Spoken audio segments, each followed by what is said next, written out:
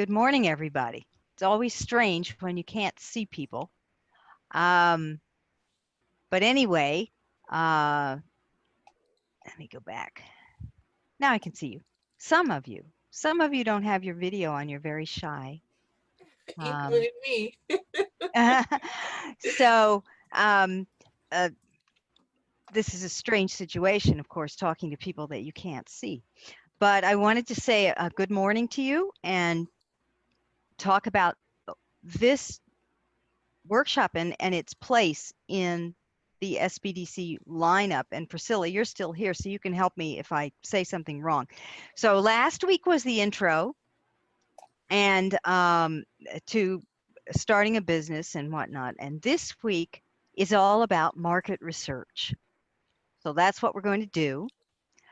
And then the next 2 weeks are going to be all about money. So you're going to have people help you with your financial plans and whatever, the financial part of your business plan. So what we are doing today is helping you find information to put in your business plan. So information about markets and competitors and all that sort of thing. My name is Roberta Tipton. I have been a government librarian, a medical librarian, and now a business librarian. I've been a business librarian here at Rutgers for over 30 years. And I have an MBA from what is now the Rutgers Business School. It was called the Graduate School of Management, obviously, when I was there. But I have worked with people starting businesses at the reference desk and in classes, and Jonathan and I have both worked with students who are in entrepreneurship classes. We have really done a lot of work in this area, and my husband has his own small business, so I know what that's like. Good morning, and I'm going to turn it over to Jonathan, and he's going to tell you all about himself. Go ahead. All right. Well, good morning, everyone. Once again, my name is Jonathan Torres, and I am the Business and Data Librarian for Rutgers-Newark. So just a little bit about me. I've been here for roughly a little over a year and some change. So prior to coming here at Rutgers-Newark, I was at the University of Arkansas, and I was a business librarian over there. And prior to that, I was at Cornell, and I was their business librarian. So I've been bouncing around for a little bit. But I'm originally from New Jersey, so it's good to be back and get to, provide services for our student staff and our community in general who want to do businesses and who has this entrepreneur spirit. So it's a little shame that we can't be face to face, but we're making it happen here. And if you've never interacted with a business librarian or a librarian in general, we're here to help you with your researching needs. And that's exactly what we're going to do today. We're going to help you identify industry information, market information, data pertaining to your business, competitors, and etc.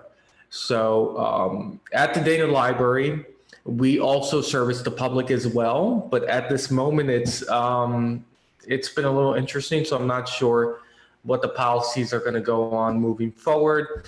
We're not, as faculty, as library faculty, we're not even in the building. But if there's anything that we can do, feel free to touch base with us. We're going to leave our contact information at the end of the presentation. So with that being said, Bobby, do you want me to just kind of go on and take the first half? Or if you wish, or I guess that's fine, or you can come in and do Ref USA in the second part. Okay, let's do that. Yeah, let's do that. That's fine. I want to make sure that. Do that? Yeah, okay. Yeah. So I guess I'll lead off. Now let me make sure that I have my slides here and make sure that there's not something lurking. Oh, and I just want to say one more thing to everyone. I sent the documents to Priscilla, so I'm not sure whether you'll be getting them now or towards the middle of the webinar. But essentially what it is we've put the databases that you'll be using today, and as well as questions that connect what we'll be doing and going through and connecting it with the research. Because I think sometimes it gets a little iffy where we're going through steps and you're pulling information, but you're not connecting it to your business plans. So 2 documents, one that has the databases and one to connect your resources together. And if you have any questions, everyone has just been emailed. So fantastic. Everyone, check your email. There should be 2 PDFs that you can use. And if you guys have any questions, feel free to write it in the chat box, or you can unmute yourself, whatever the case is. Okay, let's see if I can figure out how to present.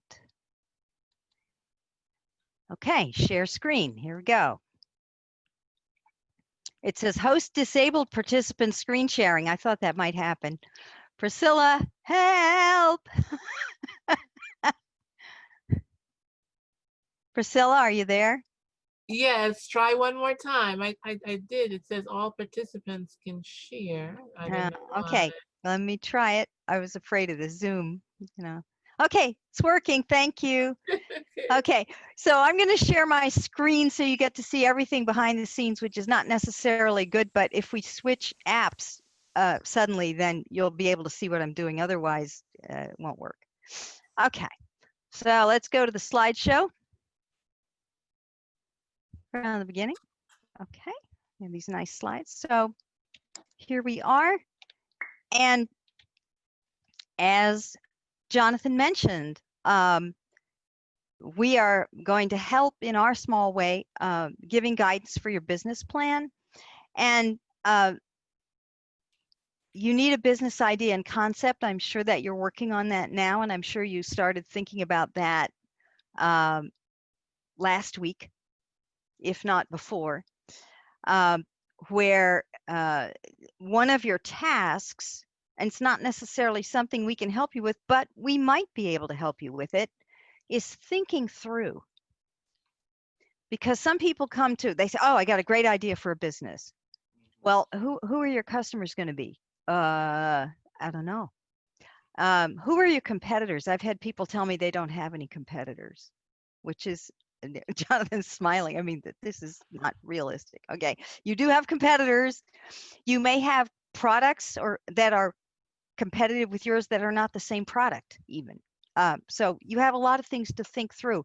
And one of the things that you'll be able to do today with the stuff you get from our databases is that's fuel for you to think through your business idea and your concept. We are definitely the researching duo here, and we are going to help you with researching. If you're having trouble finding information on your subject, sometimes there's going to be problems. Business is a very kind of unscripted kind of research. Timid researchers don't do well as business librarians because there's so many unknowns. And I can remember working on a business plan, and half the stuff we needed to know wasn't available anywhere. Because the competitors were all small private businesses and the data wasn't good. So you have to go with what you find, but you also have to go with your best thoughts about what you find. What does your judgment tell you is a good assumption to make? Now, you need to know the assumptions you're making, but sometimes you just have to use your judgment and make an assumption because the data do not support anything. So we get as far as we can with the data. We want the data. We want it to be good. Sometimes it's not. It depends on what kind of business you're in. And then you're probably very concerned right now with writing your business plan. And what we have done with this workshop, and Jonathan has put together some exercises and things like that. What we are trying to do is dovetail with the business plan outline that you have been given. So we're trying to give you fuel to go in and fill in the blanks in the business plan outline and then come out with an actual business plan, because there's a lot of slip between the cup and the lip. People say, oh, I have a great business idea, and then they never complete their business plan for one reason or another. And there are people at SBDC available to help you with whatever your issues are in completion. Sometimes you don't complete because you look at the business concept and you say, it's not ready yet. I need to think about this a little more. And then you come back with another business idea, which is successful. So not to worry, but we are going to try to give you what you need in order to write your business plan. And in Newark, Priscilla, I think they're still using, Priscilla, are you still there? You still with us? Yes, I'm still Yeah, with okay. you. I wanted to ask you, they're still using a traditional business plan outline, right? Correct. Yeah. So we're going to give you the stuff to fill in the blanks in the outline and to help you think through what you're going to do. Okay. We have a guide for you. And if you get nothing else out of today, please do look at that guide, because not only are we keeping it up to date, and I just updated it yesterday, but in addition to that, we have added many videos to this guide, so that if you forget something or it goes by too fast or you want to go back and review something, there are videos there to help you. And quite a few of them, actually. And I think in the future, there will be even more videos added to this, because when you're teaching online, it's just not, you have to have a backup, right? I mean, Zoom could go out on us tomorrow, like 5 minutes from now, and suddenly you don't have a workshop or whatever. We could have technical problems. We could have difficulties in talking with each other. So the guide is at libguides.rutgers.edu/bizplans. And I think I'm going to go there right now. Is that right, Jonathan? Let me just see what's the next slide. Oh, yeah, Yes. yeah. Yep. Okay, so we're going to go live now. We're going to go into our resources. We're going to go to the guide. And if you'll bear with me for one moment, I will switch.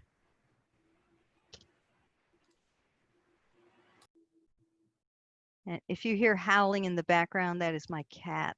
For some reason, he's howling. I have no idea what's going on there. But these are the pleasures of working from home. Howling cats in the background. Okay, so we're going to go to the guide now, and that guide is at libguides, like library guides, .rutgers. You have to be able to spell Rutgers. .edu/biz_plans. Now, this guide is put together from free or freemium resources. In other words, you can reach everything here from home until they take it down. A lot of it's government data. Some of it is from a service from the State Library of New Jersey, which is called Jersey Clicks. And Jersey Clicks has a number of business-related databases that are free to you with your public library barcode. So in order to go into these, you are going to need your public library barcode. So you can see what we're going to be doing today. We're going to be doing industry analysis for about the first hour or so. Competitive landscape, we'll be looking at your competitors and what's out there. We will be looking at market things, stuff about your area, your customers, your target audience, all that kind of thing. And then there's extra material that we might not have time to get to about promotion and marketing. It's there on the guide for you to look at. There are a lot of business plan samples. Now, we will not be going through those in class, but they're there for you. And they're from all kinds of places, the Small Business Administration and many other places. And then there is some extra information under business operations. So we'll be primarily looking at industry, competitive, and market analysis today in class. And then the rest of the time, you have all this information for you. This guide has been up there for years. We hope it's up there for years to come, constantly updated and constantly changed to meet reality. Like the government just changed their entire data structure on us this year. So that was quite challenging and will be challenging. Okay, so let's start with industry analysis. And we talk about the US government agency, and we talk about NAICS. And I have two concepts for you. I don't know if you have something for taking notes or something for working on your progress on the guide, on your plan, but it can be just a notebook with a pen. It can be a Google Doc. It can be notes on your phone. I don't really care. But as you do the research, you might want to take note of, well, I was here and this is what I found, because you might want to go back and look again. Okay. Bobby, can I mention something about that? That's absolutely correct, because you always want to kind of put a pathway of what you're finding in the research guide.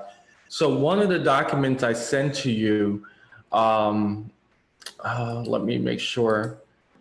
It's the Connecting Research worksheet. There's a section called Additional Notes. If you guys just want to jot everything down, because we're going to try to connect this as much as possible. So, and that'll give you a way, if you don't have to look for one paper here or document here. You could go directly to that document, and under the notes, you can just jot down what you need to jot down. Right. Okay, thanks, Jonathan. And really, stuff gets away from you. It really does.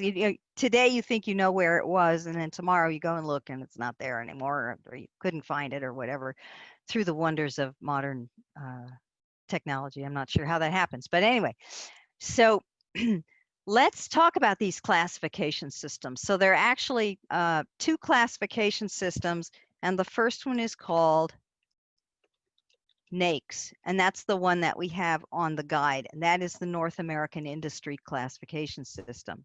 NAICS came as a result of the NAFTA, so that agreement between Canada, Mexico, and the United States. So it includes Canada, Mexico, and the United States, and it is a regional classification system.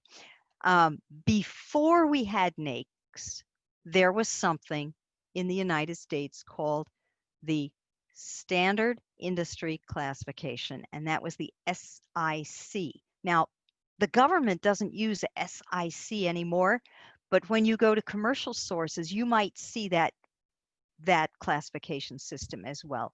And really the shortcut way to find this, if I go into NAICS, let's suppose I'm interested in running a fast food restaurant. Well, let me look at what you got here. Let me use something real here.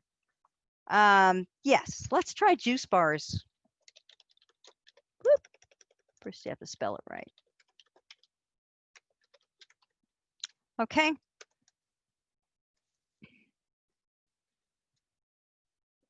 Here we are. So that fits in like specialty, snack and non-alcoholic beverage bars. Okay. And they give you a NAICS code. And here is the NAICS code for that. Okay. So that's one way to get the number. I'm going to write that number down, as a matter of fact. We might need it again. You never know. Okay. And then if you said, well, I want the SIC juice bars. Okay. Here's the juice bar SIC code. Well, here we go. Here's a real place. And they say, this is a very general SIC code. Fourth digit is not the most detailed it could be. But the SIC for the same business is 5812. Now, those are examples. You can just do Google searching and do this, but there also is an official, there's a free NAICS lookup. That's where we were for the NAICS.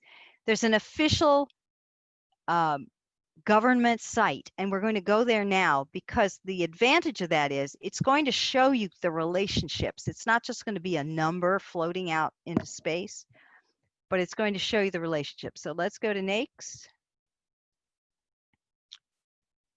And let's put in a keyword, and you can see it's updated every 5 years. Every 5 years there's an economic census, and when they do the economic census, they update the NAICS codes.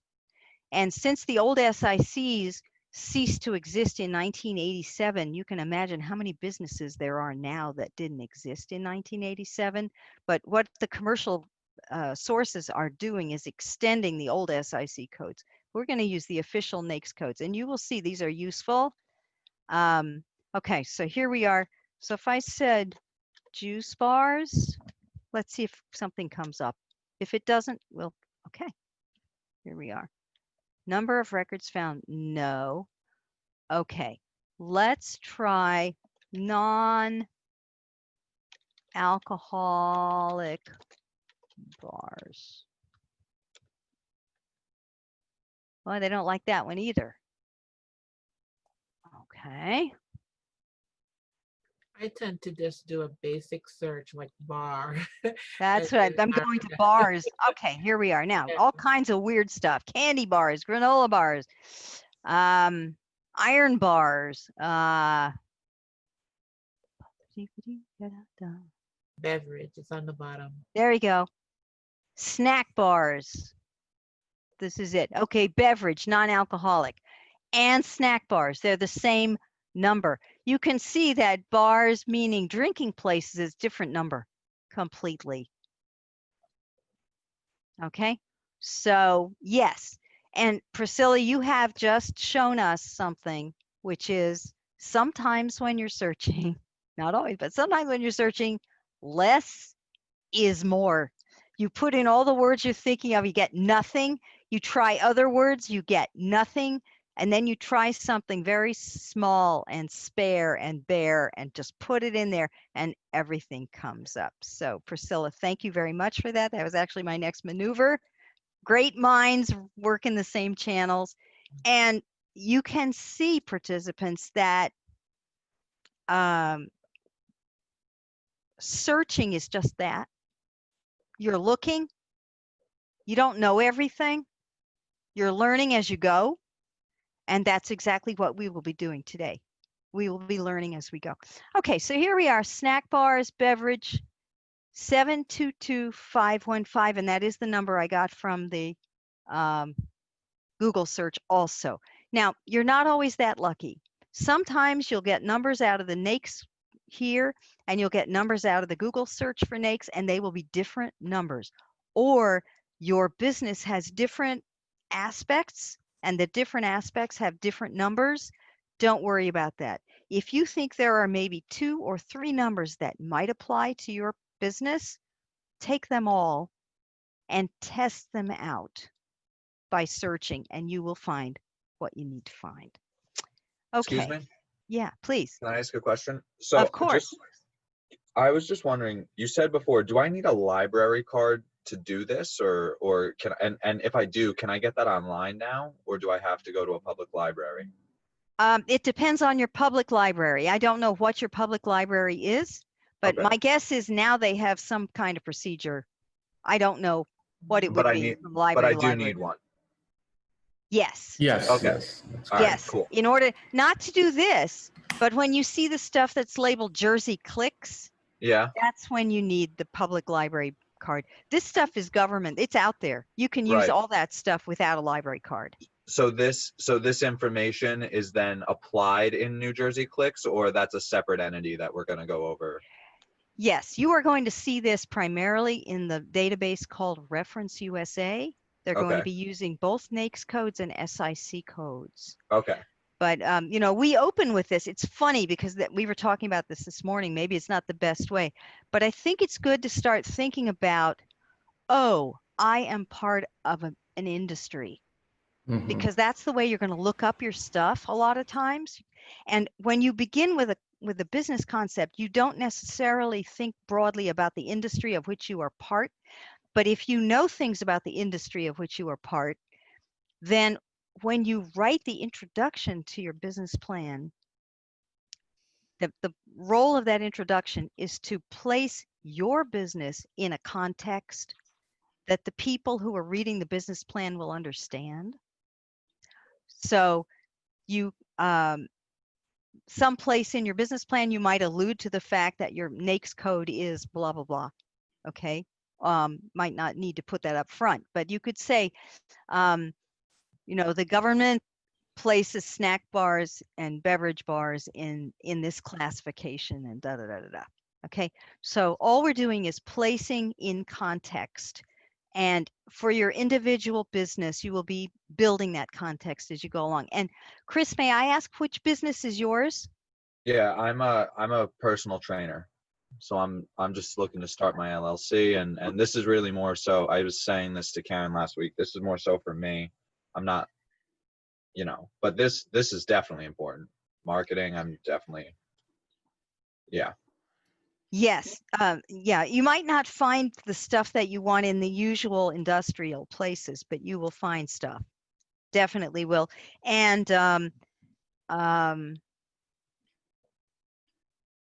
so it's something to consider, and especially when you look at your competition. Yeah, great. Thank you. So we'll be doing that at Reference USA. And Jonathan, I think, will be taking us through Reference USA because he's kind of a Reference USA ninja. So Roberta, one question, it might veer off a little bit here. I'm jumping on to what Chris was asking. I know because I've taken this course every cycle, so I do know that a lot of the resources are available to New Jersey residents for free once you have that library card. Hence, I was living here for many years, and that was the one thing that made me go to get a library card, getting access to these resources. Chris asked, and I'm curious myself, especially now since the pandemic, if you any of the participants here don't have a library card and they need access, do you know if most of the any of the libraries are allowing people to get membership at this time online, or is it something you have to go in? Do you know how's that being done? well, I haven't looked at my own public library, but I'm saying get in touch with your public library. There's got to be a way. Okay.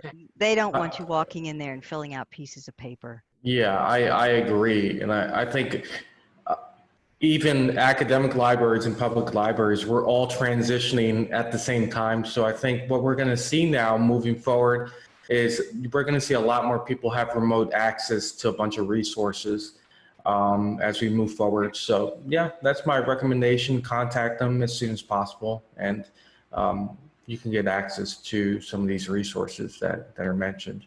And just as a FYI, before we go on, and Bobby, kind of testament to this, we are very lucky within the state of New Jersey to have a lot of these resources. These are very expensive resources, and the fact that the public library has resources such as Ref USA, the other databases, we're very lucky because in other states they don't really have access to this. So this is a good thing for our entrepreneurs here. Great. Yes, and I'm just finishing up a paper on that, and I can say that New Jersey is very blessed. Many states and territories around the country do not have as much as we have. A few have more, but most people don't have as much as we do in business. So we're very lucky. Okay, and we're going to go to one of those sources right now. It's called. I'm sorry, I'm sorry. Please. This is Karima. I just had a quick, well, first in terms of, I don't know about other libraries. I know that I'm in Newark, and the Newark Public Library is operating digitally only. So they do have a lot of links and resources, and I believe a way for you to get your library card online. That I am aware of in terms of Newark, but I had a question about the NICS codes and the SIT codes. The business that I have multiple codes. So when I'm incorporating that into my business plan, am I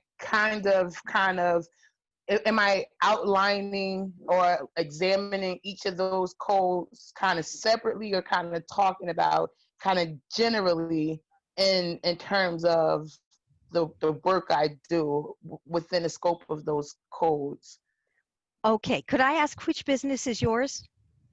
Exquisite Property Services is a property cleaning company. So for instance, my I'm sorry, my NICS codes would include janitorial services. It includes cleaning services, waste hauling. So I fall under, and then on most stuff they ask for like my primary code and like additional codes. So I tend to have to include a host of different NICS codes and numbers when even in terms of my SAM, because you need it for your SAM's registration and to be able to work with the federal government.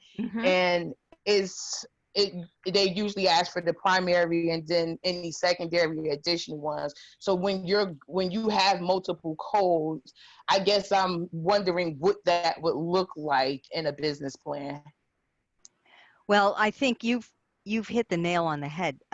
You at some point the federal government is going to ask you what your primary code is, and that's your judgment call, what you call the primary code. If you say, well, we primarily do this, and then we also do that and that, and you have the same issue actually as any big, huge, diversified company. They usually have a primary, and then they have this whole string of secondary codes. It is up to you how you present that, and you might think about that. Well, we are primarily a cleaning company, so my number is this, but we also do this and this. That's fine. Or we're primarily X, and then we have Y and Z. You would explain your business. You would say, well, we have these different parts to the business, and this is, or we cover these services. Exactly. Whatever. So that's part of your sales pitch, so to speak. And then in terms of research, I would research each one. I would do them all. And then put that research together as you have so well said, that, okay, this is my primary and these are my other things, and this is where we operate. These are our competitors in this area. These are our competitors in that area. This is the size of the market. If you're lucky enough to find, everybody wants size of the market in, Newark, New Jersey or something. Sometimes those numbers just ain't there. I'm sorry. Sometimes they're not. Right. You can always get big national numbers, but what you want is the actual numbers for your part of the world. And sometimes those numbers are not easy to find. Sometimes you can get a handle on those. Sometimes they're not so easy to find. But I think that you have eloquently explained the issue of a business that has lots of aspects to it. And that's exactly the approach. What you're talking about is exactly the approach you should use. Okay, thank you. Bobby, I believe we had another question from Chris. Chris, do you have a question? Yeah, thanks. I was just wondering, because you had mentioned that this recently changed. So when you say that this changed, do you just mean like that the platform itself changed, the website changed, or do these codes change? Are we going to have to be responsible, like when we go back to look up a new code? No, the codes changed in 2017. Okay. And whatever changes, and a lot of the codes don't change. It's only just they tweak it every 5 years after they do the economic census. What has changed is the structure you use to go in and find all kinds of federal government data. Gotcha. Okay. They have a completely new thing. It's new to us. I may stumble. Hope not, after the work I've done the last couple of days trying to get prepped for this. But they have made it in some ways very easy and in some ways very difficult to find what you need. Okay. So we'll talk about that when we get there. NAICS hasn't changed, it really hasn't changed that much, but every 5 years they do change it. And the demographics and things like that, federal government has totally changed how they do everything. So there used to be, you might have heard of American Fact Finder. It used to be a place you could go and get all these things, and American Fact Finder's dead. It's gone. They've got a whole new way of searching. So we will show you the current method of searching. And heavens, I hope they don't change that too fast. American Fact Finder existed for 14 years. So I expect this stuff to last for a few years at least. Okay, great. Thank you.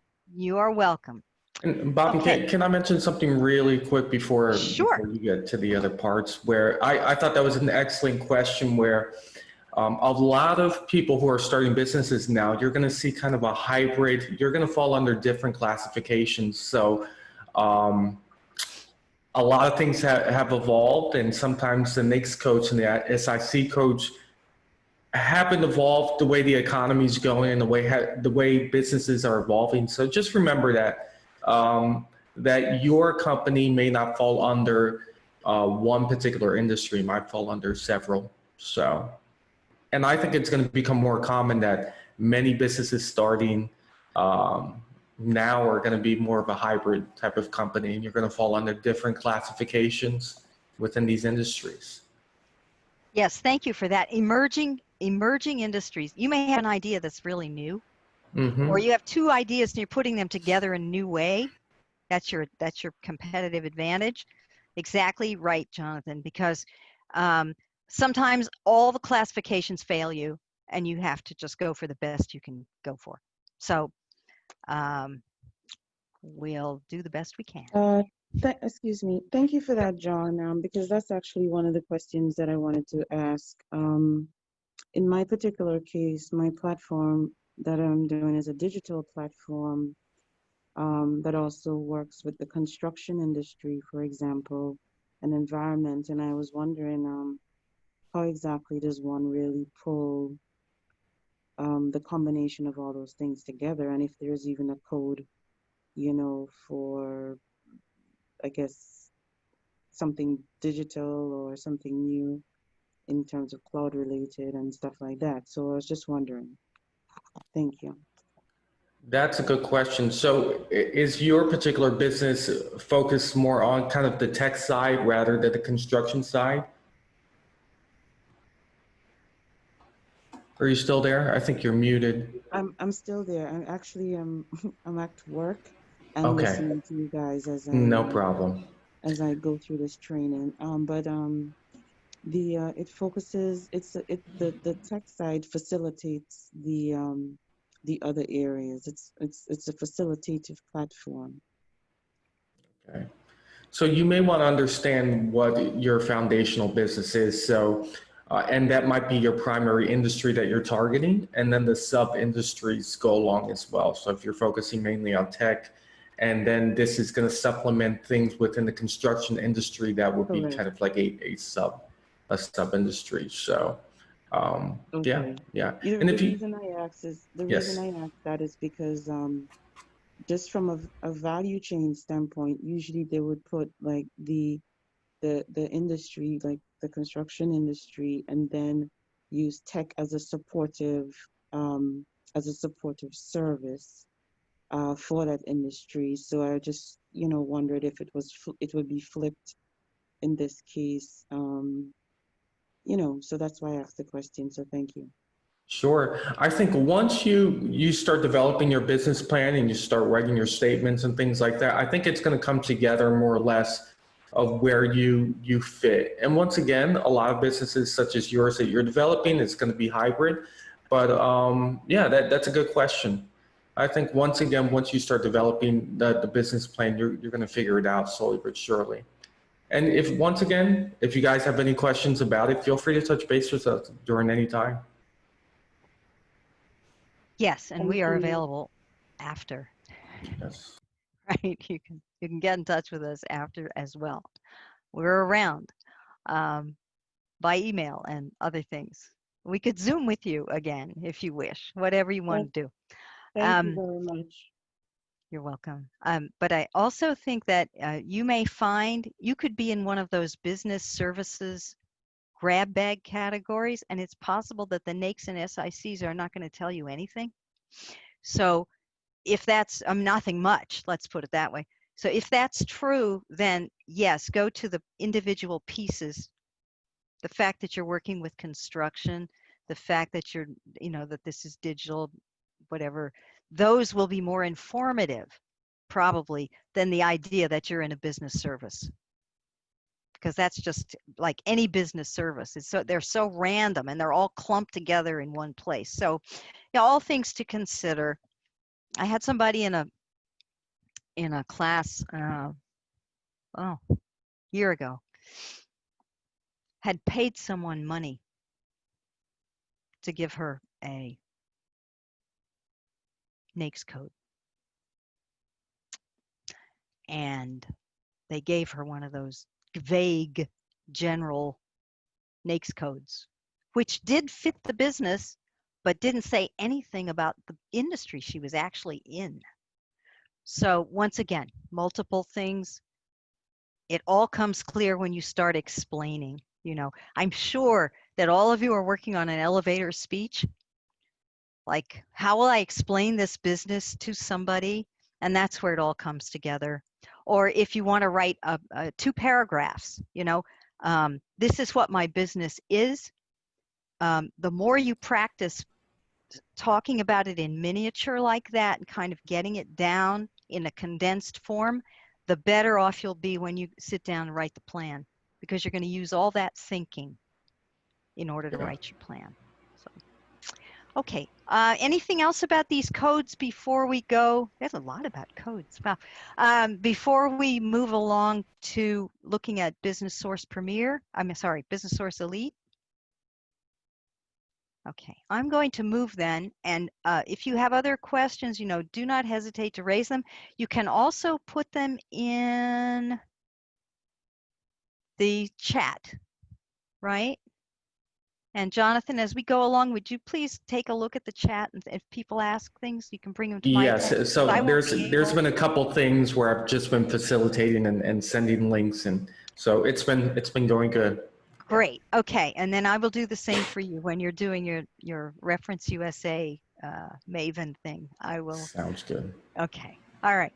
So now let's go back. We're in industry analysis, and here we are. This is going to be our first Jersey Clicks database. Now I'm probably going to go in. I think I'll probably go in with my Rutgers entry, but I think it'll let you in, Bob. Yeah, I checked recently on my computer, and it kind of redirects me. Maybe I'm not sure if it's because of our Rutgers credentials, but I think. Well, I haven't signed in this morning, so we'll see. I'll try my public library barcode first and see if they can do it that way. Now, you will notice there are a couple of videos. There's going to be a video about searching, and there's a video about preparing a bibliography, both of which you can do with Business Source Elite. And you're saying, why should I need a bibliography on a business plan? Well, you really don't need a formal bibliography on a business plan. But if you find stuff and you have a nice bibliography to show them, just one more thing to increase your credibility. That's all. Just saying, I got it from here, and here it is. And, you know, it's just one more way to impress, but you don't have to do that with a business plan. Heavens no. But so those videos are available. So let me go into Business Source Elite now, try to open it in a new tab so it doesn't mess everything up. All right, here we are in Jersey Clicks. And there's a whole list of databases. And the first one we're going to do today is, and a few of them are business, about 4, I think, of them are business. Business Source Elite is where we're going to go. I just don't remember if I've signed in before. Ooh, it took me right there. I think I must be signed in already. Somehow. Or during the emergency, maybe they're not asking for sign-ins. I don't know. But anyway, here we are. And this is a basic search. You can also go to an advanced search if you need it. So you can put in multiple things. Okay. Why don't we take a look at the graphic design business and see what's in there? Not sure what is in there, but let's just see. Whoop.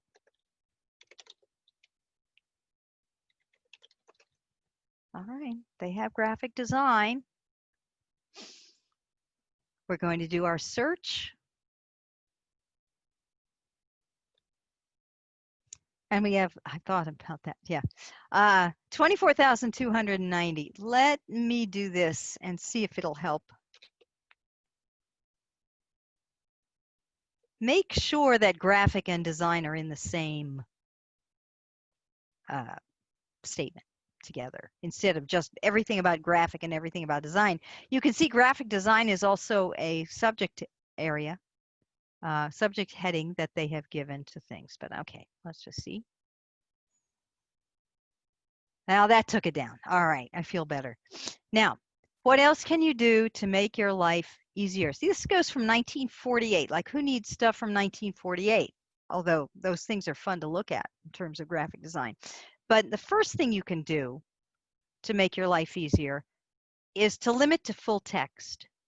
So you do not have to worry about finding the things. You don't have to do the interlibrary loans through your public library and all that stuff. You're sitting there with a cup of coffee with your feet up at home. Let's see what we can get our fingers on right now. That's going to take those numbers way down. Oh yes, see, now it's 2800, whatever. And now it's 1970, but we're just going to move this and say if it's this is probably too generous. You could even move it up to 2015 if you wanted to, or something like that. But let's try 20. Well, let's compromise on 2012. Okay. Look at that. It took away my full text. It took away everything. Do you believe that? All right. We're going to do it again. Interesting. Why would it do that? I'm not sure. It's never done it to me before. That doesn't mean it won't do it again.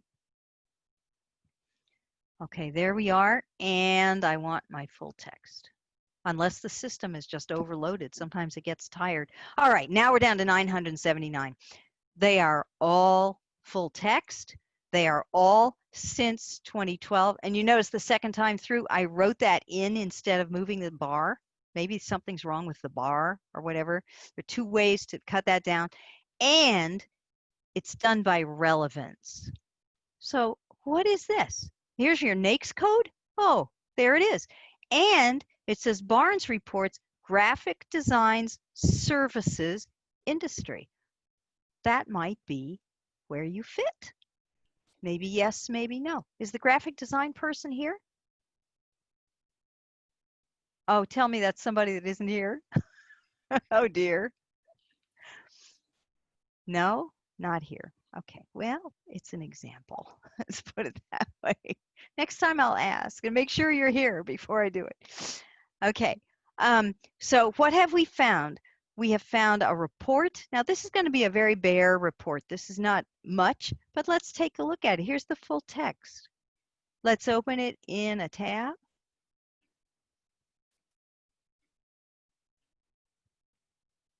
And here it is, 2020 U.S. Industry and Market Report. Now, what does this tell you? Well, it tells you what's happening in the country or what's happening in the world. It doesn't really tell you what's happening in your corner of the world. We'll get there. But it's very large. Okay.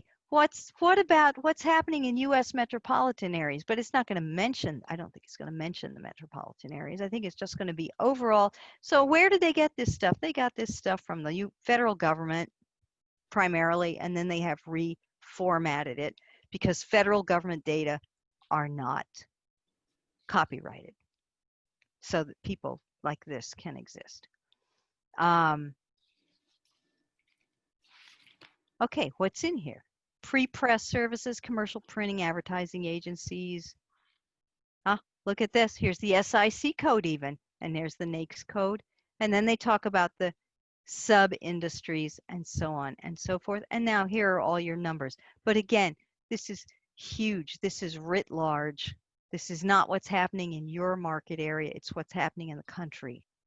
Sometimes. Hi. Sorry, may I ask another question? Can you scroll up for a second? I'm sorry? Can you scroll up for a second back to the sub-industries? Yes. So are these examples of other codes that you could look for where your business might also fall under, or are these just what's included in your own personal business? These sub-industries are other industries that would probably be included in this NAICS code and this SIC code. Gotcha. Okay. Okay, so you see that a number is not that specific really Right. in this case. Yeah. Okay. Thank you. No, thanks for asking, because that's important to know. Okay, and then everything writ large. Okay, so you don't want to get too thrilled about national numbers, but on the other hand, in the introduction to your business plan, remember you're taking your business and putting it in context.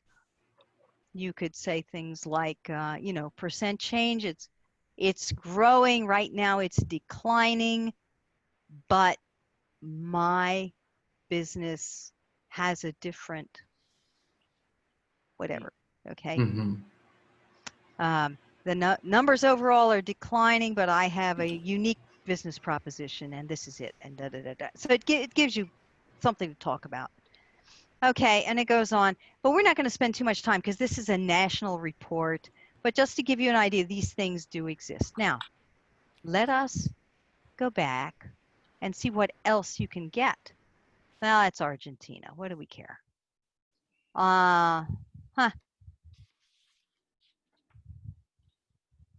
Greece. Adobe releases new graphic designer apps and features in the Creative Cloud.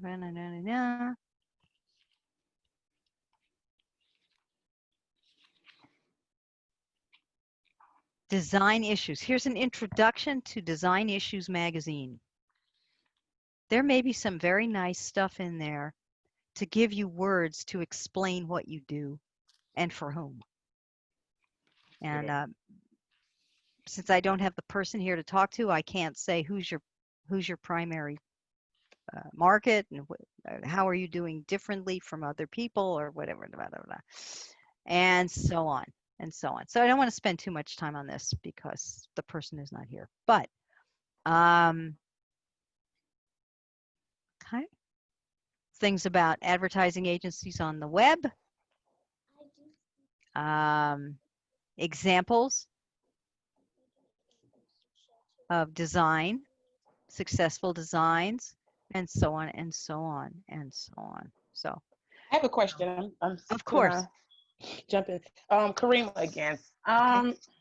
I was able to already find some very interesting and very relatable, relevant articles and things for my business.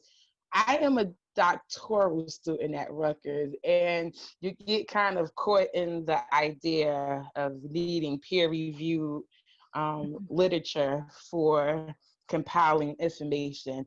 Is the concept of the business plan a little different in the sense that I don't need to click peer reviewed on everything in order to pull that information out and put it into the business plan?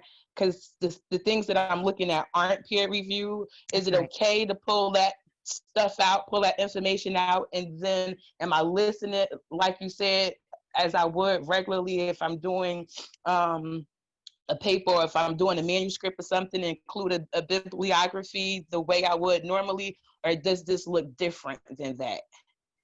You can certainly use the bibliography. And for example, on this Barnes report, and I'll answer the other part of your question in a minute, but here's the Barnes report. Over on the side, you see where it says cite? Say cite, and then you can get your references. And let's just say that APA is commonly used for business. It's not the only thing it's used for business. You can use APA, you can use Harvard, you could even use Chicago or MLA, whatever you want to use. Whatever you're used to using, you could use. Doesn't matter. But they will do the cite for you, and why not give them your references? You are a doctoral student, you know how to do this. Why not do it, you know? But this concept of peer review, now, of course, in your field, you are looking at peer-reviewed literature. But in business, it's very, very different. There are people like Barnes who provide reports that are, you know, they're known. MarketLine, IBISWorld, you actually have access to much more because you can get onto Rutgers and get onto some of our marketing things and get reports. And those people are known in the business for what they do. They're not peer reviewed in any way. And then the other thing is that this particular database has a lot of trade periodicals in it. And trade periodicals are very important in business. They're not peer-reviewed in any way, but they are written for people in a particular industry, and they give insights in that industry that you would not get from a general magazine. And then sometimes you will also find academic. Now, see, this is a historical. If it were US, maybe it would be of interest. It's Argentina, that is an academic journal, but you don't care, right? We don't care about this. We care about like what's happening since 2012 in this industry, or since 2015 or whatever.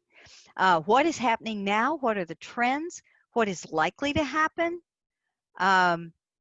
You could even use, you could even use words like this. You could say trends or outlook or forecast. Everybody in business is trying to read a crystal ball and know what's going to happen next quarter. Nobody knows, but everybody's trying to. You could do something like this. See if anything's left. 30. Okay, so here we are. Now you have 30 items. United States Design Services. Graphic design trends to watch and imitate, October 2019. This could be like gold to you. It's not peer reviewed. It's just a periodical. 10 consumer trends to watch in 2019. Well, at this point, that seems a little antiquated, doesn't it? Wedding invitations, apparel trends, depending on what you're doing, label transparency. What about luxury markets? You know, there's so much stuff here, and you don't even have, you don't worry about the academic credentials of the people who wrote the stuff. You worry about, are they in the industry and do they understand something about the industry from working in it? And if you think that they do, and you should from, you know, these trade periodicals, that's their bread and butter. They go to trade shows, they talk to people all day long, they look at trends, they write articles about this stuff.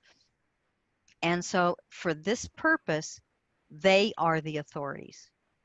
And That was Bobby, extremely helpful. I really appreciate that. Sure. Bobby, Yeah, can go I ahead. mention something? Because that's an excellent question that I've actually never heard an entrepreneur mention about, is the peer review content that we have in these databases, where the peer review articles are really concentrated studies on a particular area of focus, right?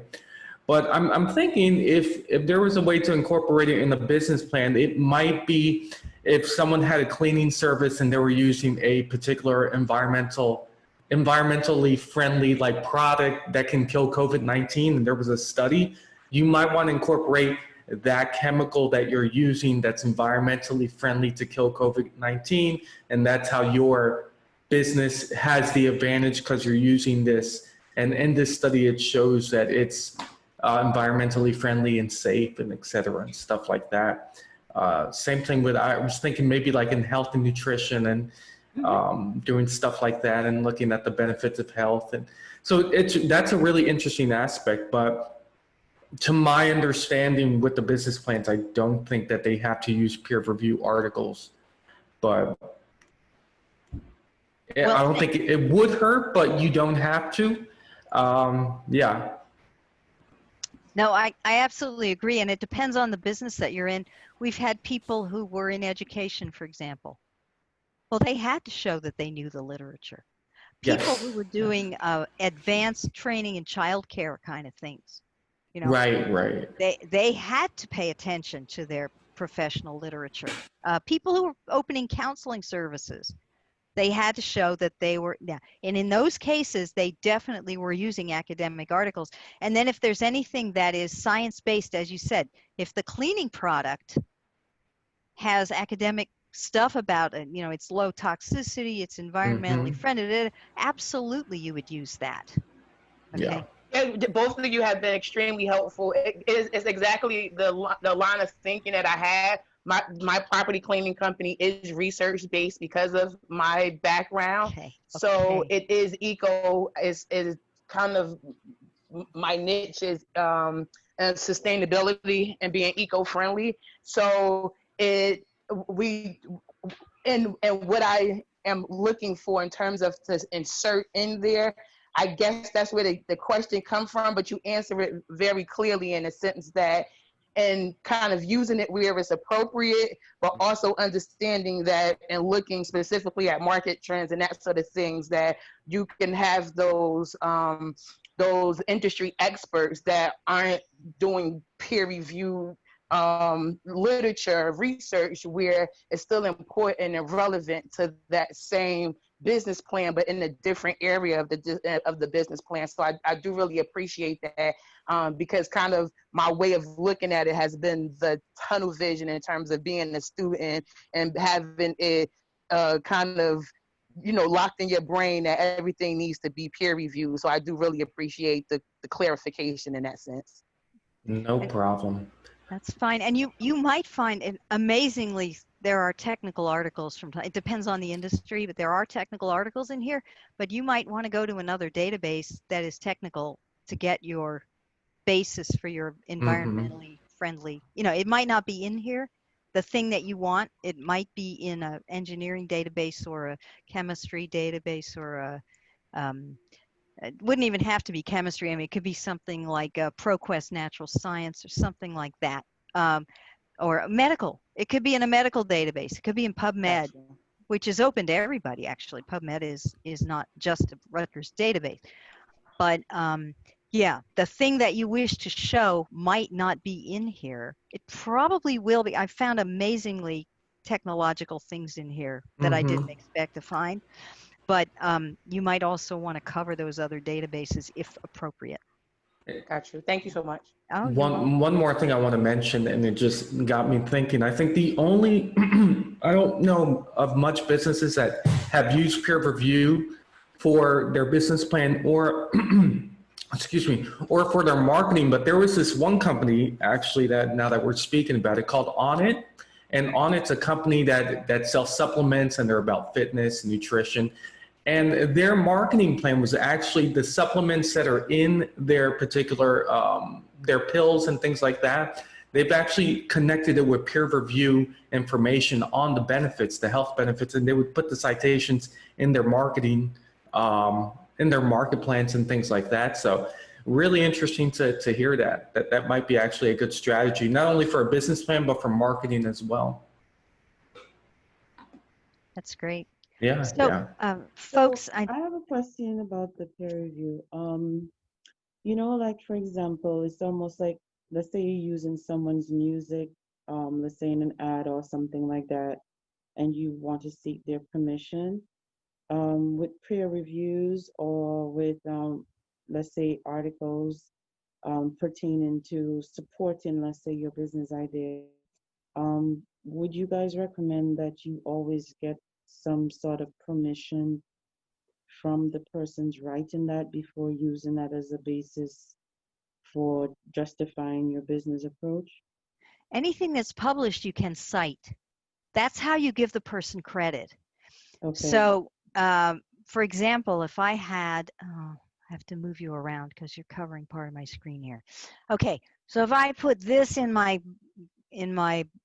folder and I put this in my folder and I put this in my folder, okay? So you can do them one by one too. You can just go, and if it says cite, you can cite them individually, that's fine.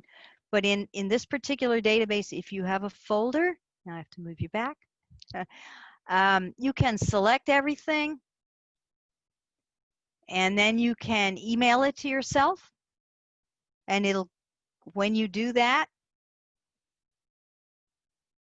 you can pick what citation format you want. So let's say I want it to be in APA. And then you can email it to yourself. And it'll send you the references in APA format. And then all you have to do is put it together, kind of play with the format a little bit, and that's it. You're done. They've done it for you. Okay? You can do this in Word, and the bibliography part of the video that I have for this tells you about how to do that. Okay, but you can use APA, you can use Harvard, Our business school does not have a standard format. The format depends on what field the professor's in. APA is friendly to marketers, but you don't have to use it. You could use Harvard, very straightforward style. You could use MLA if you're used to using MLA. Whatever you're used to using, whatever you can use is fine. And just be consistent, and that's how you give credit to people who write for publication. So you don't have to call them up and ask their permission. They've already put it out there. Just give them credit. It would be like if you used, I made a video the other day and I needed a piece of music. I took it from a free place and it was under a commons license. And there's a certain way you have to put everything in there to give that person, I wanted that person to have credit. He was generous enough to compose a piece of music and put it out there. And I cited him on my slides. So that's giving credit. I didn't have to call him up. I didn't have to have his permission because his Creative Commons license covered all that. Does that answer your question? Yes, it does. Thank you very much. You're very welcome. You're Hi, very welcome. Okay. this is Robin. Just one more quick question, if that's okay. Sure. I was just playing around on the search and I found something where the example there that this title is not held locally and there was no PDF. So there was a reference journal but no attachment. Is there any way of sourcing those if it's not there available digitally? Well, you could try to borrow the thing through your public library. I don't know how successful you will be. You might be successful, you might not. The other thing you can do is to click that. Let me go back. If you click on this full text thing, it'll get rid of all those. Perfect, thank you. And just give you the full text things because you know you got other things to do. You have to write your business plan. You have to figure out how you're going to start your business. You're going to be busy for a while. In fact, the whole time you're in business, you're going to be busy because you never know what's going to happen next in business. It's just completely out there. You know, it's like I was thinking this morning, it's like farming. You know, you have good years and bad years and everything depends on the weather. And you can't control the weather. That's what it's like. You know, imagine being in business, and we've done all this, being in business after 9/11. Imagine being in business after 2008 crash. And imagine being in business during COVID-19, which we all are, right? We're going to try to start a business in the middle of COVID-19. So, yeah, I would go for the full text and just use whatever you find there. And if you want to send interlibrary loans through your public library, of course you may do so. Whether it be successful or not, I have no idea, but you could certainly try it. Some public libraries are more tuned in than others, but they all have resources. Oh, and your public library might have resources as well, different things from what we have. So that's something to consider as well. They may have more books about startups, although we have quite a few. Okay, I think it's time for a break, folks. So I don't know how you feel about this. If you want to just keep powering through, but I think with a Zoom, it's good to stop once in a while and stare out a window and not look at the screen. So go ahead. No, I was going to mention, I think it's good for people just to get up and stretch if you're behind the desk or if you're on your couch, wherever you are, just to take a break because it's a lot of information, I feel, that people are taking in now. So a little break, I don't think will hurt anybody. And we will monitor the chat throughout. And if you have questions or whatever, we'll try to deal with them. Maybe you had trouble finding an appropriate NAICS code. Maybe your business elite searches aren't working for you. Whatever is going on, feel free, or whatever questions you have. We will be here and we'll monitor the chat. Okay, yes. So I will see you again at 10:30. All right. And feel free to send it through the chat. I've gotten actually quite a few questions privately through the chat box. So feel free to either send it to everyone, because it might be a common question that everybody has, or if you want to send it directly privately to Bobby or I, feel free to do that. That's good. Now, Jonathan, did you want to spend some time talking about your worksheet after? Sure. We kind of went on and on. I had planned to have that before, but to talk about the worksheet, or do you want to maybe talk about it for 1 minute before so that they have the 15 minutes to think about it? Sure. So whichever works. What do you think? Should we give them a break now and then start back up at 10:30? Let's start at 10:30. And when we start at 10:30, you can come in and talk about your worksheet, because I think it's really important that worksheet helps to knit back the research to the business plan. So, okay, absolutely. Folks, see you again at 10:30. All right. Back again, I see. Mm-hmm.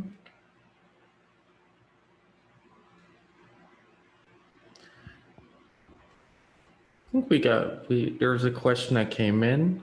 Mm-hmm. How can we use market research to support podcasts in addition to an evening and overnight childcare center?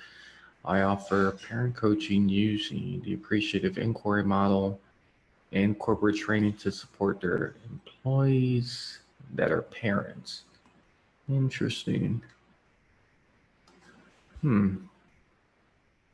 So there's a bunch of different things to unfold here. So when you mention about market research to support podcasts, are you referring to creating a podcast and incorporating market research in your business plan, or are you kind of reverse engineering it, and do you have a podcast and you wanted to mention facts about market research? Does that make sense?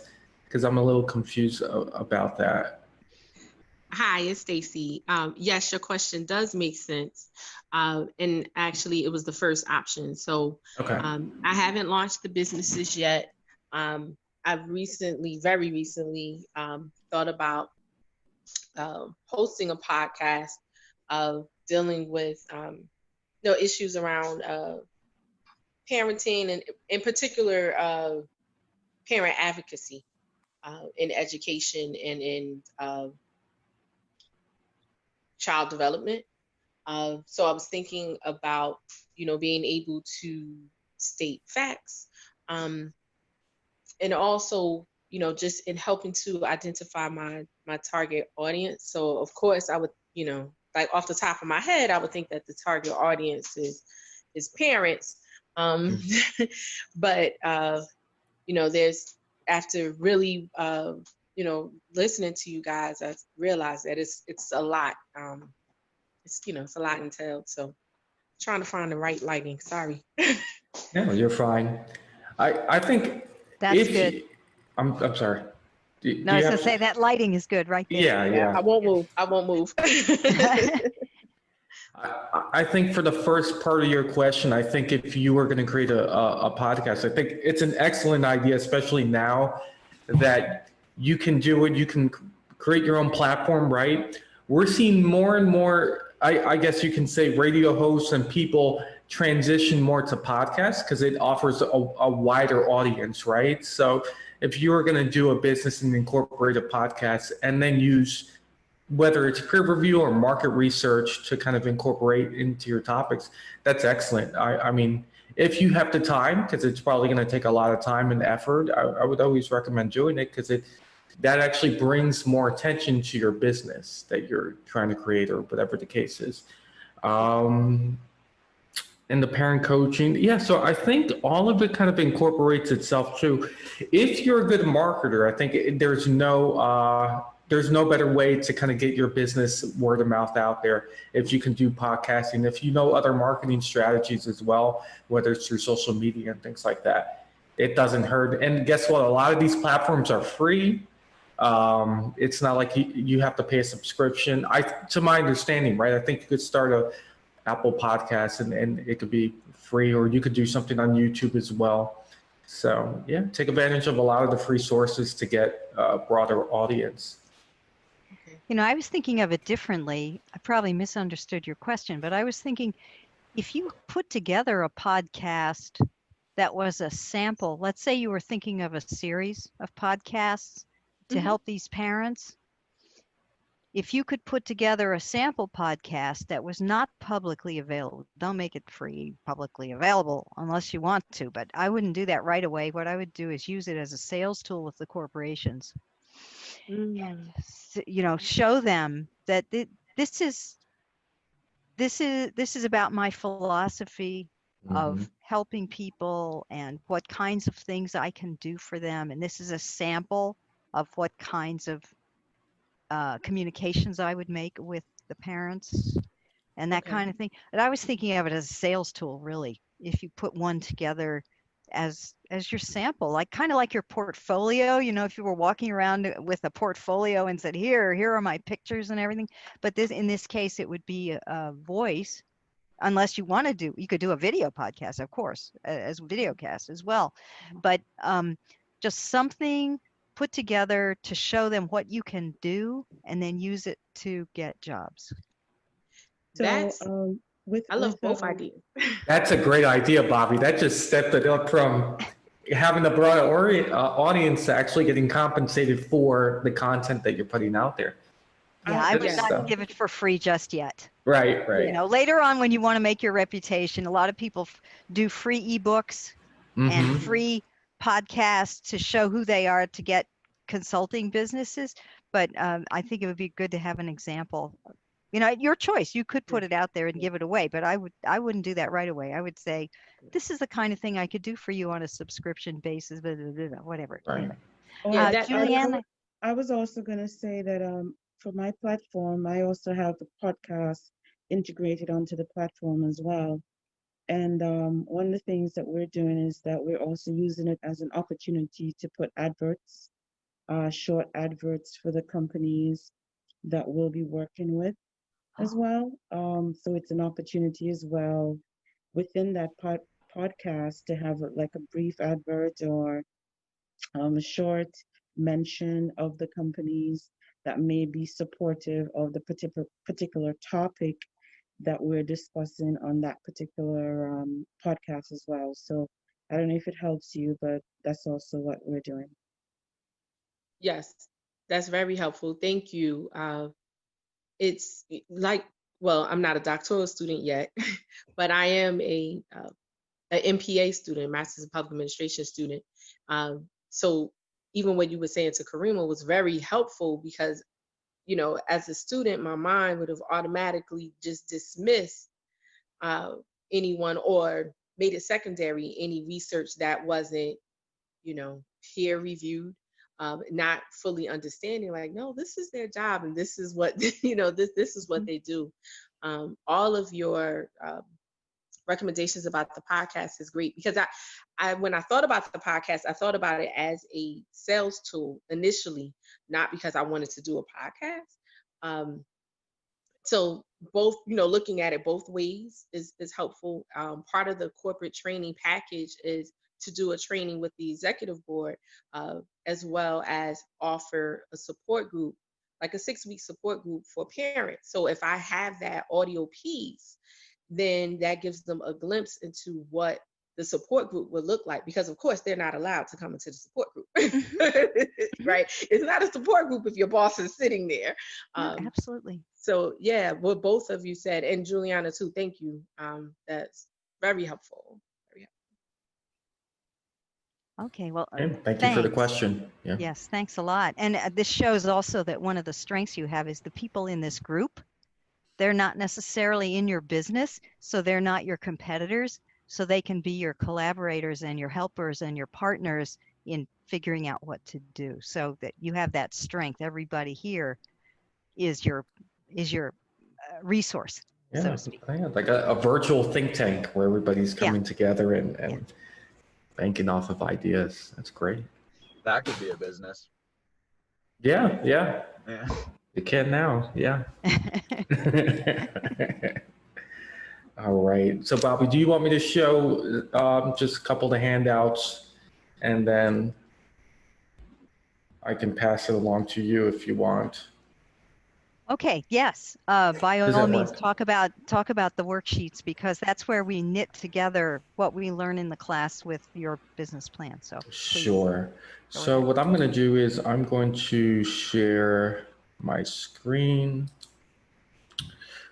Let's see. So I'll just share it here. Let's see if that works. And then, okay, perfect.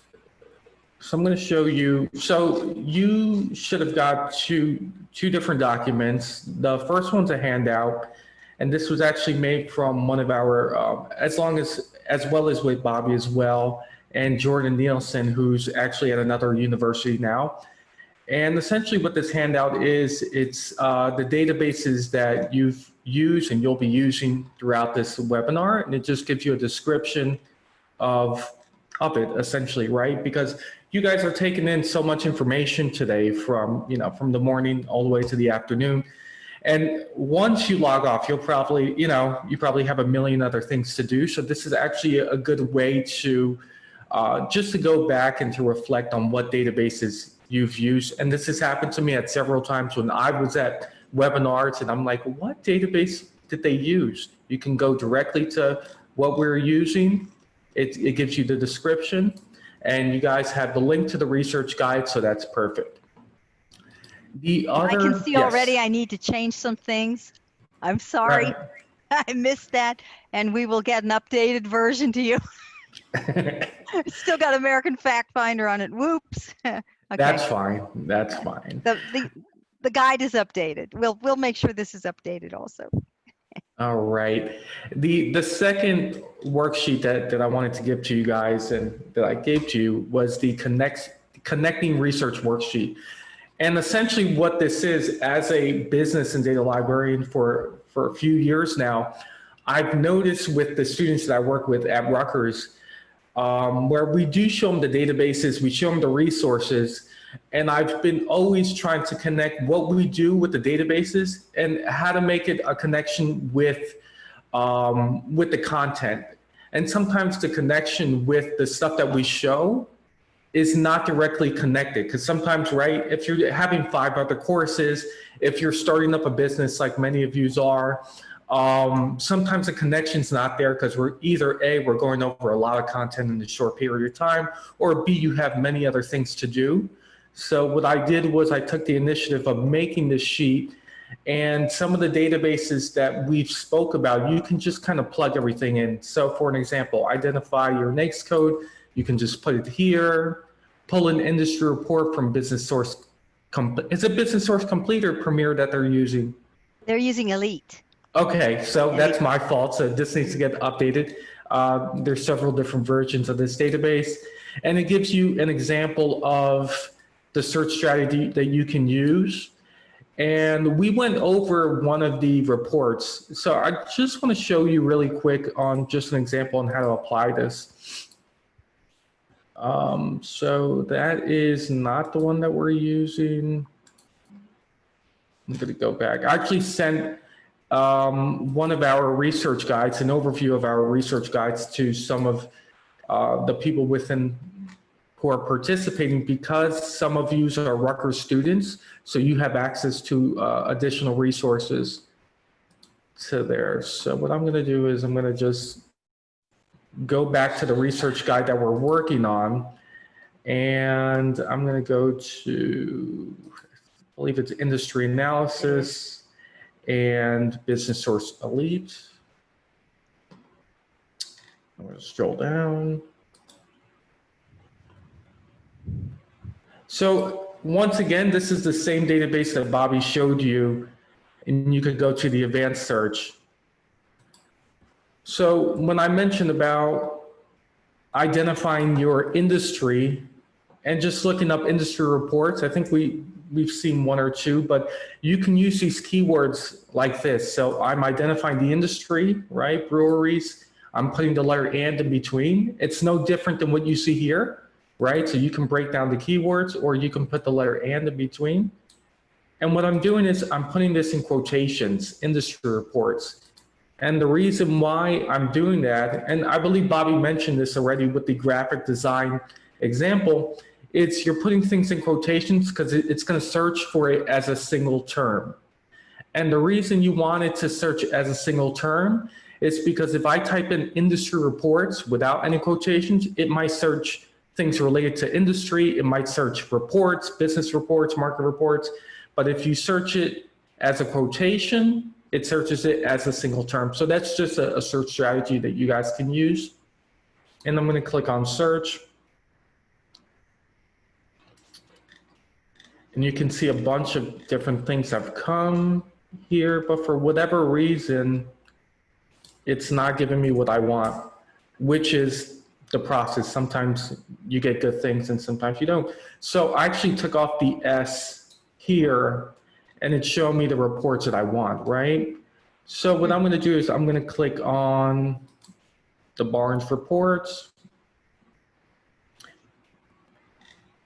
Same thing that we've seen today with Bobby's example. I'm going to stroll down here. And it's showing the number of establishments and things like that. So I'm going to go to this, and it says establishments in the US, are they increasing or decreasing? And you can see, right, from 2020 to 2021, we can see the establishments are increasing. So what I like to do is sometimes is to show people that you're painting a picture with the data that you have, right, for these reports. Because if you look here, they're not giving really explanations behind the data that you're looking at, right? So it's up to you to have an understanding of what's going on within this particular industry and to tell your side when you're writing these reports, right? So you can say the establishment from 2020 to 21 is increasing. You know, you want to emphasize that this is, everything's going within your favor. And sometimes it may not. You might be in an industry that's declining. So you're going to have to kind of craft a way on how to emphasize that your business is different on based on the industries that's declining and things like that. But that's what I wanted to emphasize with this particular worksheet. It's just to give you some foundational questions to get you thinking when you're looking at these reports and to fill it in. Same thing with the other things that we're going to look at, policy map, right? So what are some key statistics about the target market? And you can just give a brief explanation. Same thing with competitors, right? Are there more than 40 similar establishments within that area? Yes or no? And you can take your answers and kind of apply them into the business plan. Because when you're looking at the business plan template, it might be 12 pages of just an entire template, and it gives you areas where you could plug this in. But I think once again that this gives you questions that you can answer, and then those answers could be applied within the business plan. It makes it a little more easier. And the additional notes, so some of the things that we're going through, you can just write down. Does that make sense? It does. This is Karima. Can I just ask a question? Last week we talked about some of the information in an executive summary, like the financial projections and like that sort of thing. It being okay to kind of insert a chart. Is this the area where, as you writing some information, it'd be helpful to maybe as you find those trends to plug in some of these charts that you see here in like this report, or should you just kind of pull that information out and put it in your narrative in that section? That's a good question. I have to be careful because I'm only a librarian and I can't give strong advice to certain things for the sake of lawsuits and things like that. But I think you can massage it into like both areas. This is meant for industry, so you want to kind of paint the picture of the industry. But you're right, like with the financials, it might be, I'm not exactly sure how you would incorporate this within the financials. I know exactly what you're talking about. So I'm kind of in between. I think it depends. Got you. Okay. I would be cautious and just use it in my narrative Mm-hmm. and then give the source, and then people can go to the source and look at the tables if they want to. Okay. Right. But Good question. depends on what it is. If Yes, it's from the yes. U.S. government, by the way, as I said before, no copyright on government. When we get to those government tables, man, you can just take the whole thing and put it in, no problem, you know. Yes. Okay. All right. All right, so I'm going to stop sharing. Does anyone have any questions about it? So essentially what these worksheets are is just to help you a little more make the connection with some of the research things that we're speaking about and making that connection with your business plan as well.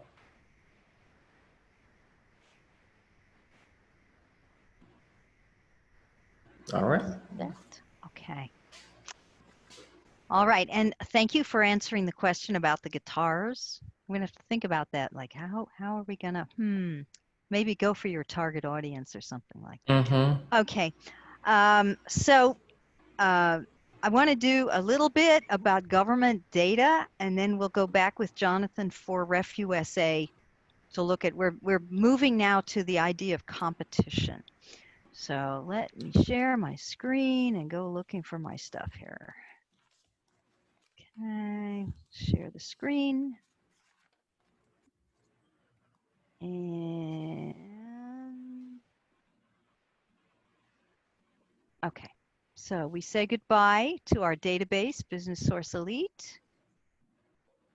I'm going to keep Jersey Clicks up there because I think we will be using that again, perhaps, and go back to my industry analysis, say goodbye to that. There's more stuff. You can always look at some of these other links and find stuff.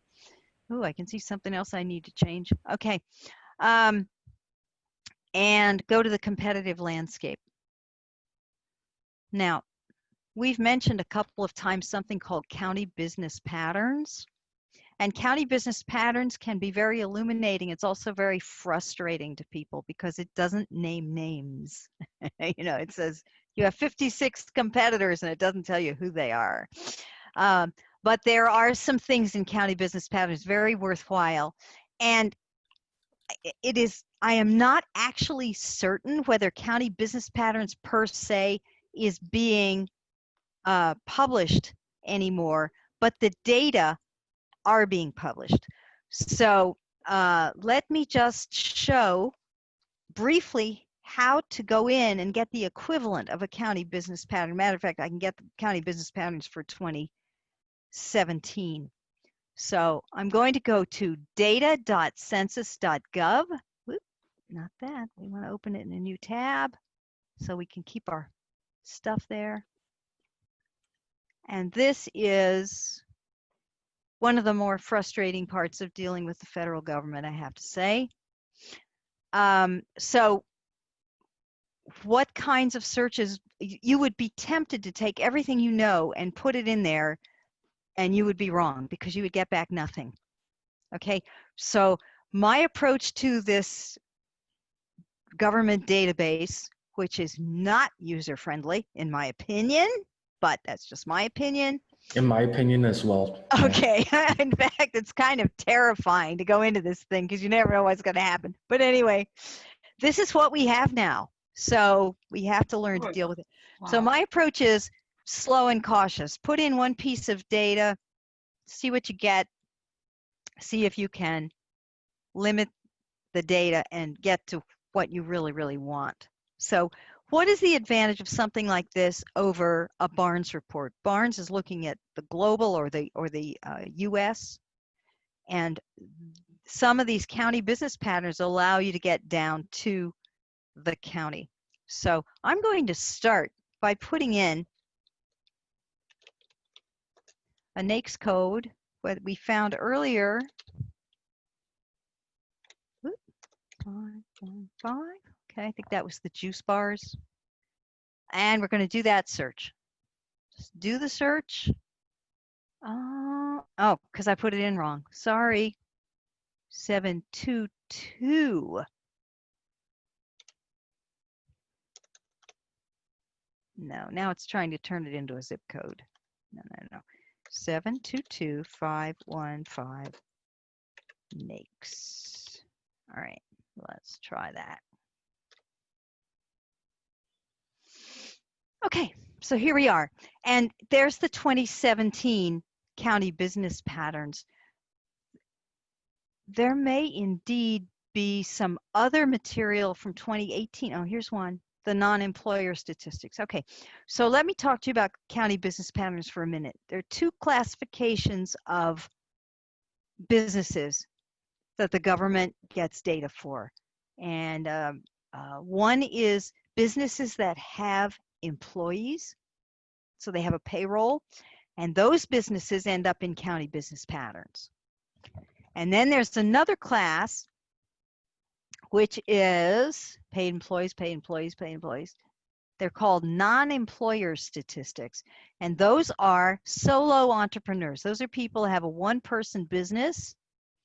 They may even be reporting to the IRS on a Form C. You don't know, or they could be incorporated and they could not have employees as such.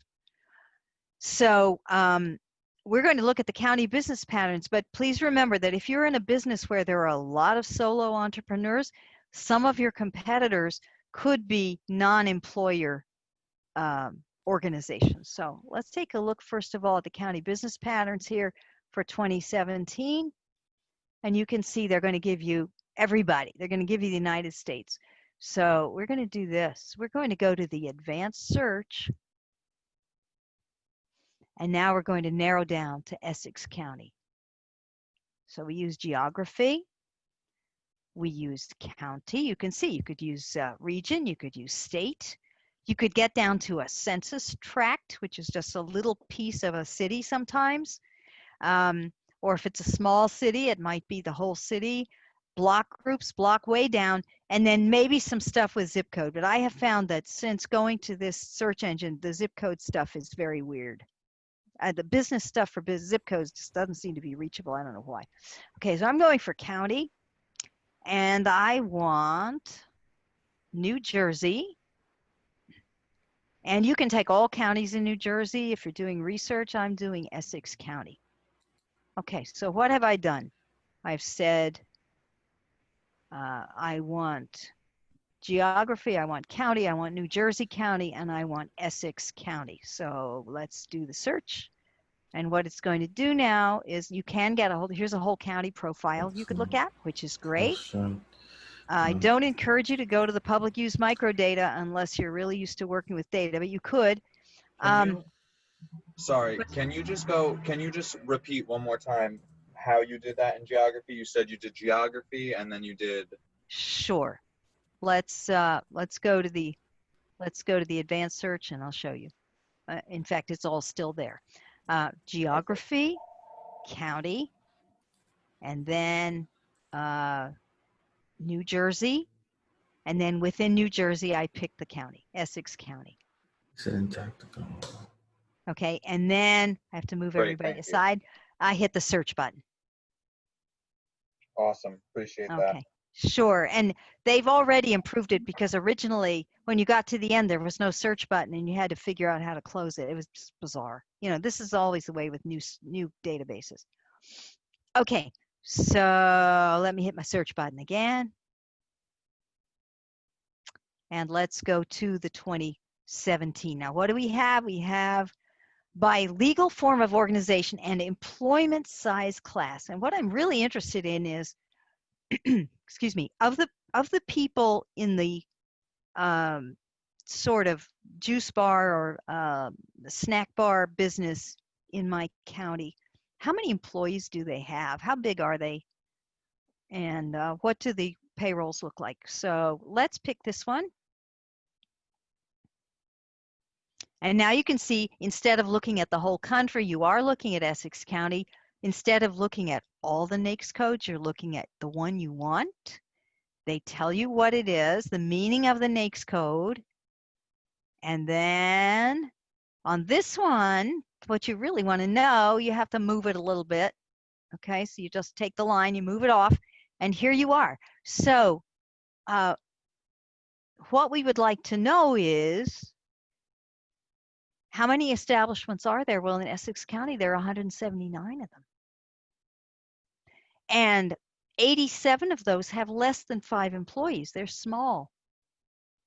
Now, you can get the overall payroll. This is where the frustration comes in. You can get the payroll you can get the first quarter payroll and da da da da da. And look at these other things. They just say N. Whoops, sorry. They just say N, N, N, N. Well, now they've done a nice thing for you online. If you right click and go into the cell notes, this is all in the video. They will tell you what that means. So they're telling you that that data is not available. Now, how can that data not be available? This is the government. Maybe they don't have the data. Maybe they only have the overall data. That's possible. It's also possible sometimes there's a different code there, and they deliberately do not put the detailed data in the table to protect the businesses. In other words, businesses give the federal government, have to give the federal government a whole bunch of information. And in return, the Fed says, you know what? I'm not going to report everything. So your competitors can go right in there and find out what's going on with you. So sometimes you will see things that are deleted. Sometimes there's a D, or sometimes for the finer things. So here's an occasion where you would like to know something and you can't find out. Just not there. Well, that's welcome to the world of small business. This is where we are. Okay. But you can find out if you could put in your business plan that, yes, there are 179 and I'm going to start with 3 employees, and there are 87 operating already that have that many. And see, very few, 15 to 99, very few. If they put data in there, you would know who they were. You could figure it out if you knew the territory, whatever. Okay, so that's the county business patterns. That is the, if you search county business patterns on the web and they send you to the old county business patterns page at Census, they will simply say, all the stuff is now at data.census.gov. Good luck, Charlie. And basically is what they're saying. So we did our best to show. Now, what about the non-employers? Here are the non-employers. These are people without employees. There will be a single number. And they're telling you there are little juice bars and little whatever bars. And there are 29 of them in Essex County, and they're solo outfits. They could be mom and pops, you know, mom and pop run the store, or do this business in somewhere else or whatever. I don't think they would include the trucks in here. They might, but they might not. So if you add together the county business patterns on the non-employer statistics, you will know how many of these bars are operating in Essex County. They will not tell you who they are. We will find out in just a minute how to find out who is operating in Essex County. But they will at least give you an idea what the competition is. So if people say, well, there is no competition, well, excuse me, you know, now we have 179 plus 29. Yes, there's competition here in the county. And sometimes this number is meaningful to you, sometimes maybe not so much. But again, you're showing the people who are looking at your business plan, if you're going for funding, or if you're using your business plan to make a presentation to someone, or that you know what's going on in the area. You have looked at your competition, you have looked at your business environment, and you know what is going on in your county. Okay, I'm going to stop right there. And there is a video on how to do this. It is not easy to go into this database cold and try to get stuff out of it. I find it very intimidating. So as time goes on, we'll probably be doing more videos, I hope, as we find little pieces that will work out for you. So any questions so far? Any other questions? We actually had a good one in the chat section, but I think it's good to kind of put that out, that I think it would be very difficult to get the financials for an individual business, right? So a lot of the data is collected collectively from like a collective standpoint. So. Yes. Here's where we should probably put this on the guide. Private companies Well, if it's a solo outfit, it may be, but if they're doing any marketing, they've probably incorporated in some sense or have a business name, business entity registered anyway. Mhm. Private companies don't have to give out the kinds of financials that public companies do. We're used to dealing with people like, Merck or something, huge companies. They are on stock markets. The Securities and Exchange Commission demands that they file these huge reports, and we know a lot about them. But a private company doesn't have to do that. Private company is incorporated in a certain state. You can imagine probably a lot of these juice bar places, well, we'll find out later, but they probably are, many of them are incorporated in the state of New Jersey, and I can tell you the state of New Jersey annual report is a very spare and bare thing. There's hardly any data on it. There are a few things on it. You'll find out who their registered business agent is. Sometimes that's important for legal reasons. I think that's the primary reason they have. But you don't find out the kinds of detail that you would get on a regular annual report with a big company. So where do you go to get these spare and bare reports? Well, I think New Jersey charges for theirs. You can find out if a name is entered, if a name is registered, but I don't think you can get the reports. But other states make their reports available. You can just download them. So I was doing something for somebody the other day, and both the companies they were interested in were registered in Florida. So what you do is you go to the state where you think the thing is registered, and you go to, it's almost always the Secretary of State. So you can do a search like New Jersey Secretary of State or Florida Secretary of State, and somewhere there, because they're responsible for registering business entities, you can find out what kinds of searches they have available and what kinds of reports are attached to the business entity for free, and then what you have to pay for. I think, unfortunately, in New Jersey, you have to pay to even look at these. And then when you get them, they'll be a disappointment because, unless you need to know them, they should give you the registered business agent. Maybe they do, maybe they don't. But yeah, private companies, getting financials for private companies is an exercise in frustration. It's very tough, especially for a private or for a small company as well. It's tough to get granular details for a private or small company. I have a question. If and it may sound silly, but if I'm putting together an online business and I'm operating in more than one state, I don't have to register in all of those states, do I? That others are maybe using. Do I? That's a very good question. I do not know the answer. I do not know either.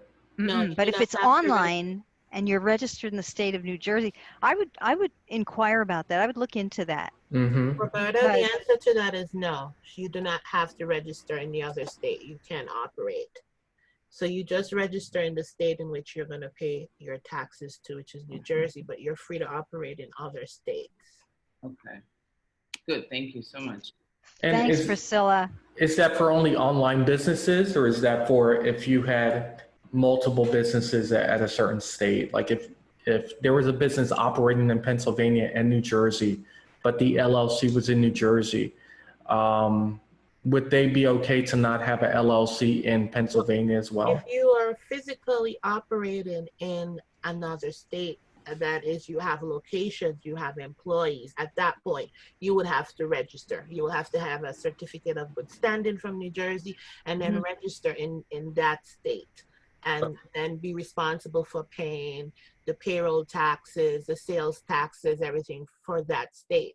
But if you're in New Jersey and you simply have a contract which you are working, you're going to eventually file your taxes and pay your taxes here in New Jersey. You can move from state to state. You can take a contract and come back because ultimately when you file, you will be filing in the state of New Jersey.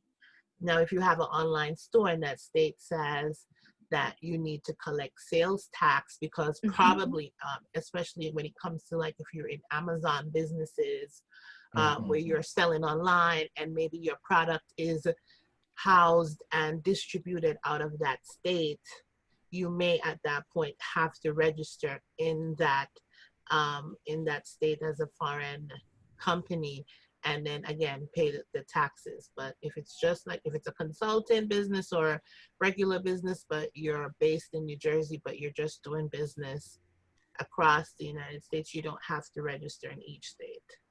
Okay. Just New Jersey. Can I ask a question following that up? Sure.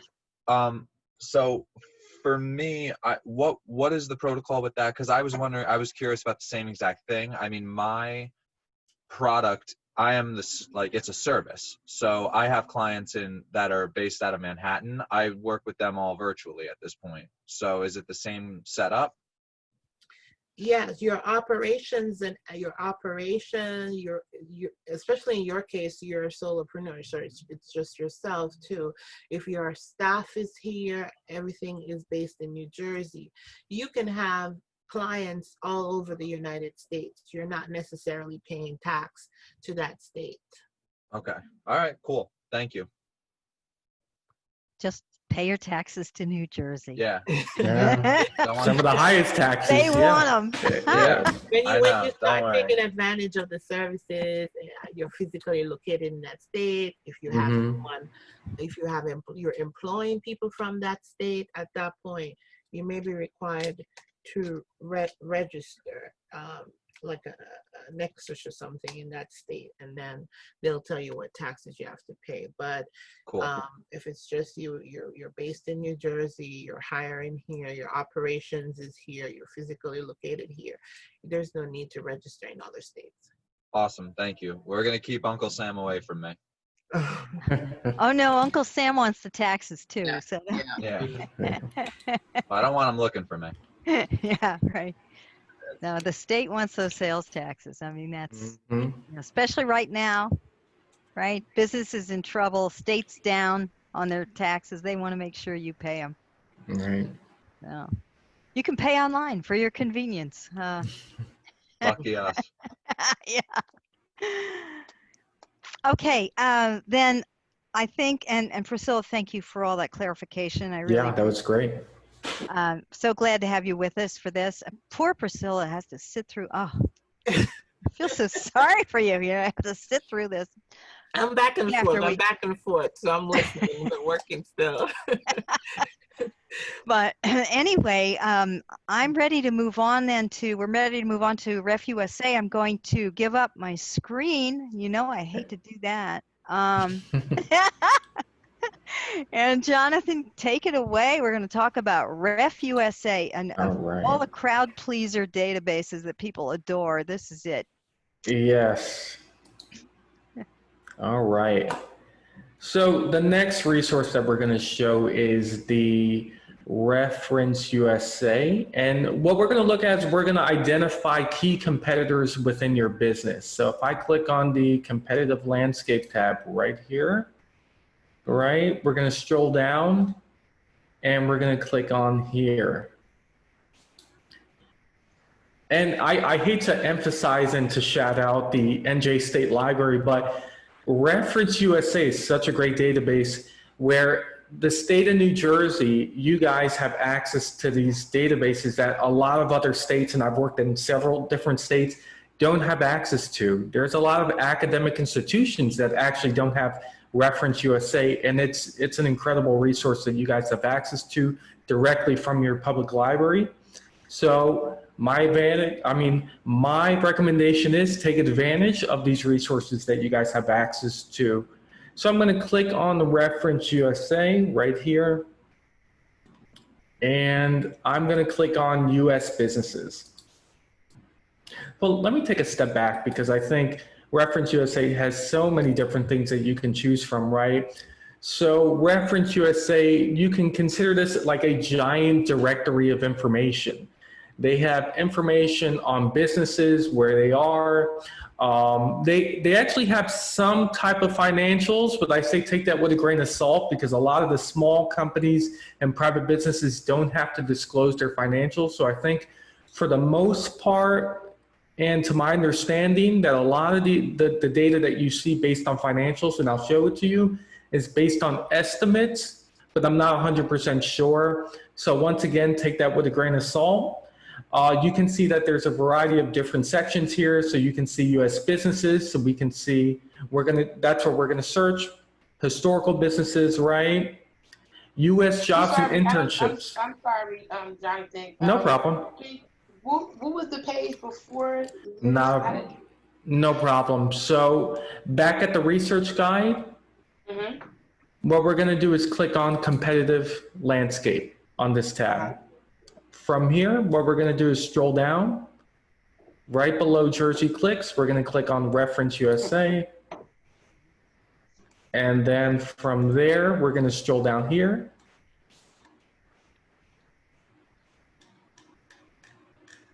Where's it at? All right. Okay. And we're gonna click here, yes. Thank you, I'm sorry about that. No problem. If anybody else encounters issues getting into USA or not getting into USA, please feel free and let me know. So from here, once again, they have a lot of different sections. So whether it's US businesses within the US or Canada, I'm not too sure how the coverage is in Canada, but I'm assuming that all the businesses here are going to be within the US, hopefully. If not, we'll figure out a way to get this type of information, right? If you were looking for a job, this is actually a really good resource to use because they have a job interface here as well as an internship interface where you can look based on the discipline that you're looking for, the job title, even the salary, and the targeted area that you want to search for. So if you were looking to relocate and you wanted another job in Sacramento, California, you can look for jobs in that particular area based on salary and title, US healthcare, consumer lifestyles. A very good resource for you guys to have that's available to the public based from public libraries. So, but what we're going to do now, we're going to target, we're going to create a competitors list based on this directory, right? So we're going to click on US businesses right here. From here, what we're going to do is we're going to click on the advanced search, right? And you can see it has a variety of different sections. So we are going to click on keyword, SIC, and NAICS codes. So I'm going to be focusing on breweries, and what I'm going to do is I'm going to search by the SIC code, right? So we can either search by code or you can search based on keyword. And a lot of things are going to come up here. So I think one of the ones that I've seen with the NAICS codes was malt beverages, right? So if we had a brewery business and we're creating beers as well as serving them within the establishment, we can click on malt beverages, brewers. Other things that you might want to consider, because some of you mentioned that your business might be a hybrid of something else, of two different industries, is think of creative ways of where your business would fit. So, right, breweries is the business of beer making, but it's also in terms of bars and restaurants, it might fall under that classification. So what we're going to do is type in bars. And we can put that in there. So every time I click, it's coming here within this section. So we're identifying particular industry classifications and etc. So I think that might be good. We might be good to go with these targeted industry classifications, right? So what I'm going to do is I'm going to target the city that I want to know my competitors are in. So I'm going to click on city and state under geography section, and I'm going to scroll down. You have to do a little bit of strolling right here.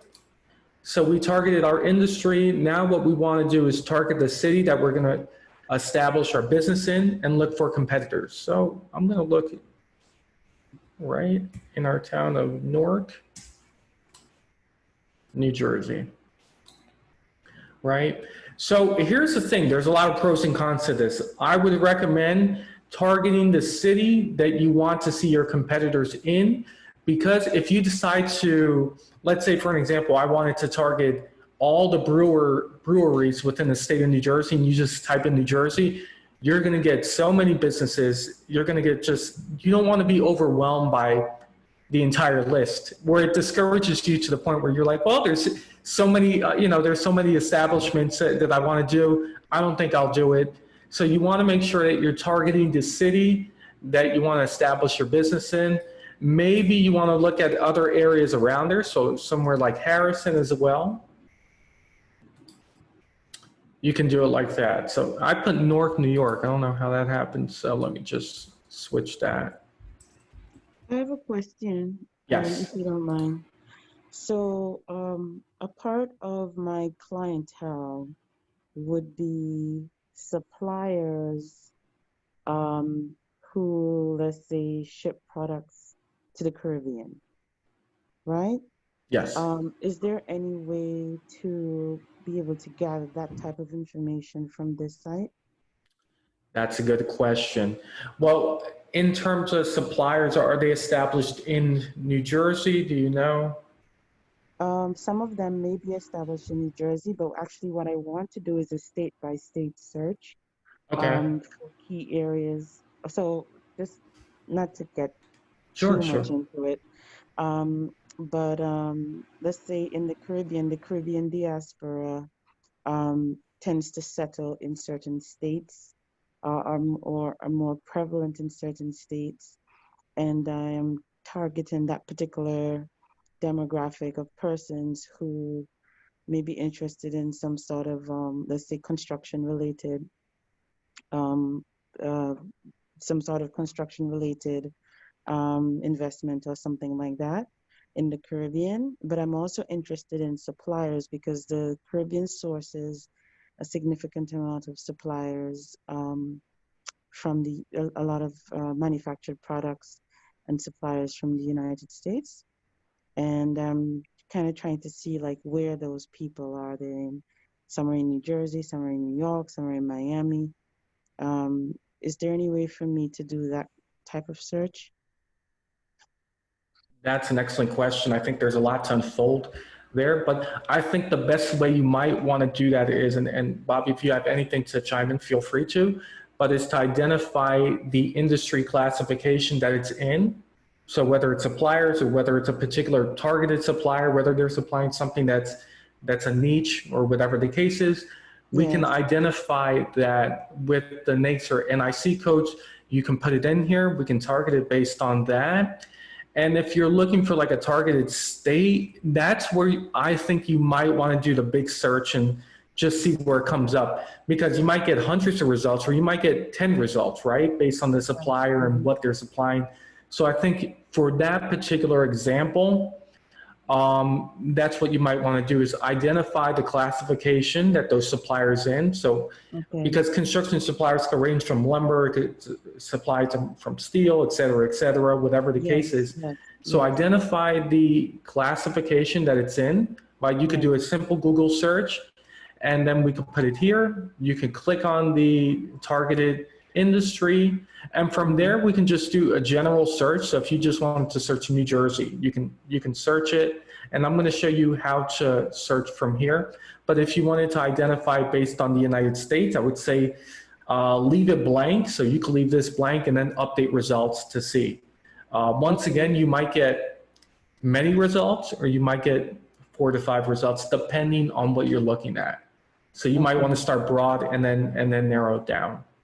Yeah, because you see, what I'm thinking is that because I also do work in the construction industry, so I'm familiar with the NICE codes, and one of the things is that I do know that if I did the general search, I'm going to come up with a lot of companies, because a lot of construction companies, especially minority and women disadvantaged business companies, one of the things that they're mandated to do as well is to make sure that they have the NICE code as a part of their classifications and stuff like that. So, but I'm now trying to specifically target those particular suppliers or companies that actually do export, like their product. And so, that's kind of what I was trying to angle at. Okay. Yeah. I don't know how easy that's going to be. That might be a little difficult. I was wondering, I know that sometimes sometimes once you have to get down to the record level, but these records actually have the ethnicity of the CEO. But I don't know if they would do it like that. You know. I think we can actually For me, narrow it it down doesn't based. matter. It doesn't matter if it's you see, for me it doesn't matter if it's a minority business or not in this particular Oh, case. No, I could because I'm not looking to hone it in based on the demographic, but more so the export location. oh, Um, you understand? yes. Yes. That might be Okay. very hard to do with this database. I'd have to give that some thought. Right, right. We can definitely work with you after the webinar in terms of trying to strategize on how to get that information. So, I appreciate that because I actually tried going to I was looking to see if maybe New Jersey um so New York has like a global export Hmm. office, and I Hmm. was wondering if New Jersey had one. Most states do. mm-hmm, mm-hmm. Yeah, I just but for some reason I couldn't find it. I kept Hmm. being pushed back to export.gov and stuff. So I was, maybe perhaps if you guys could provide guidance, it would be greatly appreciated. I'll be glad to take a look right now and see if I can find the export office for New Jersey. Because All right. maybe it's not findable anymore. Maybe but there was one.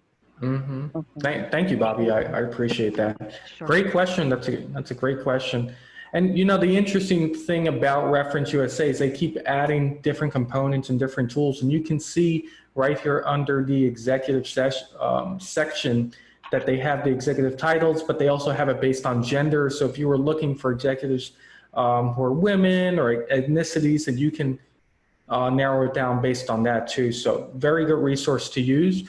But for this particular example, what I want to show you is just a general example of targeting competitors within the city of Newark and Harrison based on breweries, based on our industry classification code.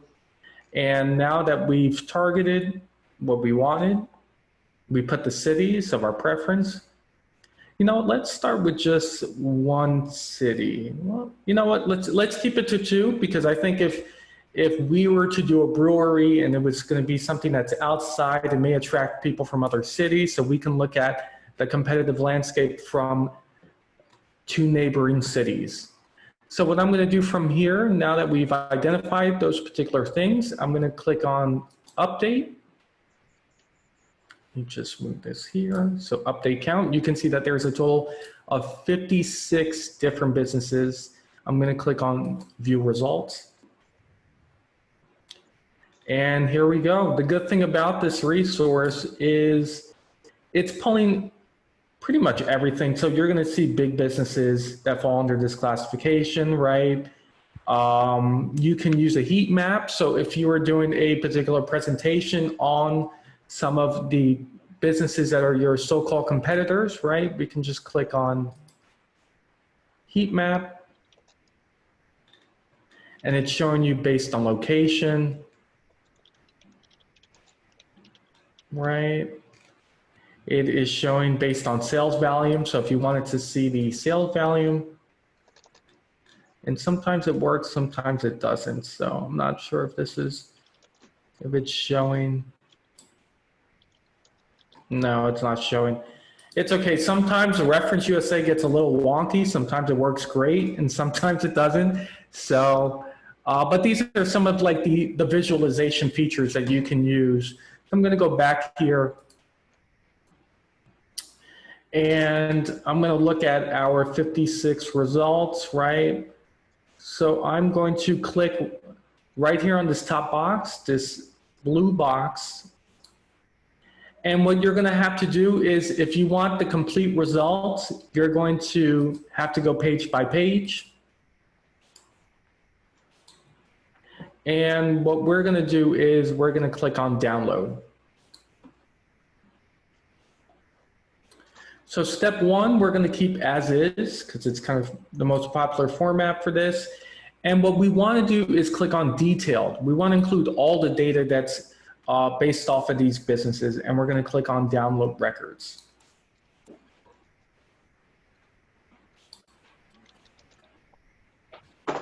Okay, and from here, what we're going to see is the company name. It gives us the executive's name, the address, the phone numbers. I believe they give us the SIC codes as well.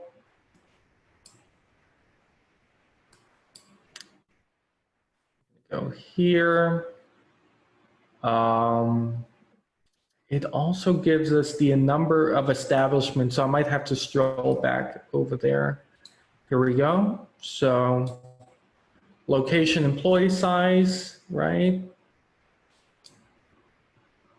So a lot of good, insightful information. I think this is probably a good indicator of what they're, and this is what I tell my students and faculty who use Reference USA, and they're looking at this particular tab, the location sales volume range, is to take this with a grain of salt. I'm not sure how accurate this is based on the business, because once again, as Bobby mentioned, as well as I did, is small businesses and private companies do not have to disclose their financials.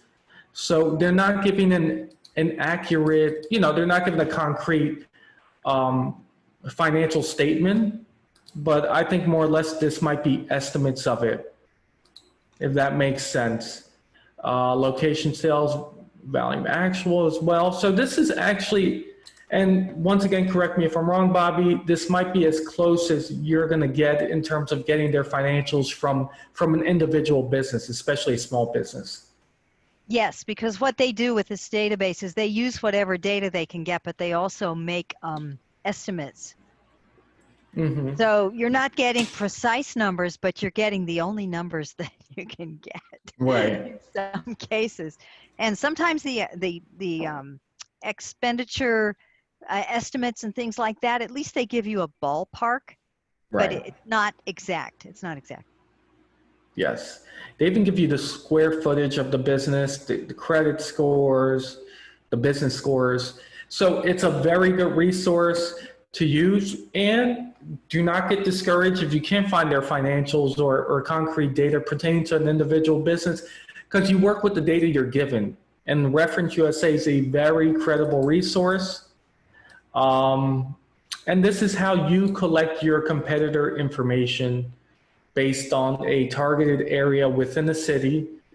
More and more, again, a lot of students have this perception that someone's collecting competitor information based on a small business or even private company businesses, and it's very hard to get. So essentially what we're doing based on our business, our targeted business, is we're creating a competitors list of our own. This is what we're doing. We're creating this on our own, and we're making the assessment based on this information.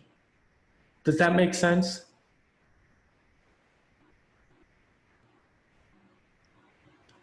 And just as an FYI, and I've heard this before, and Bobby's mentioned this, that some people said that they don't have any competitors. You have competitors, you just have to look.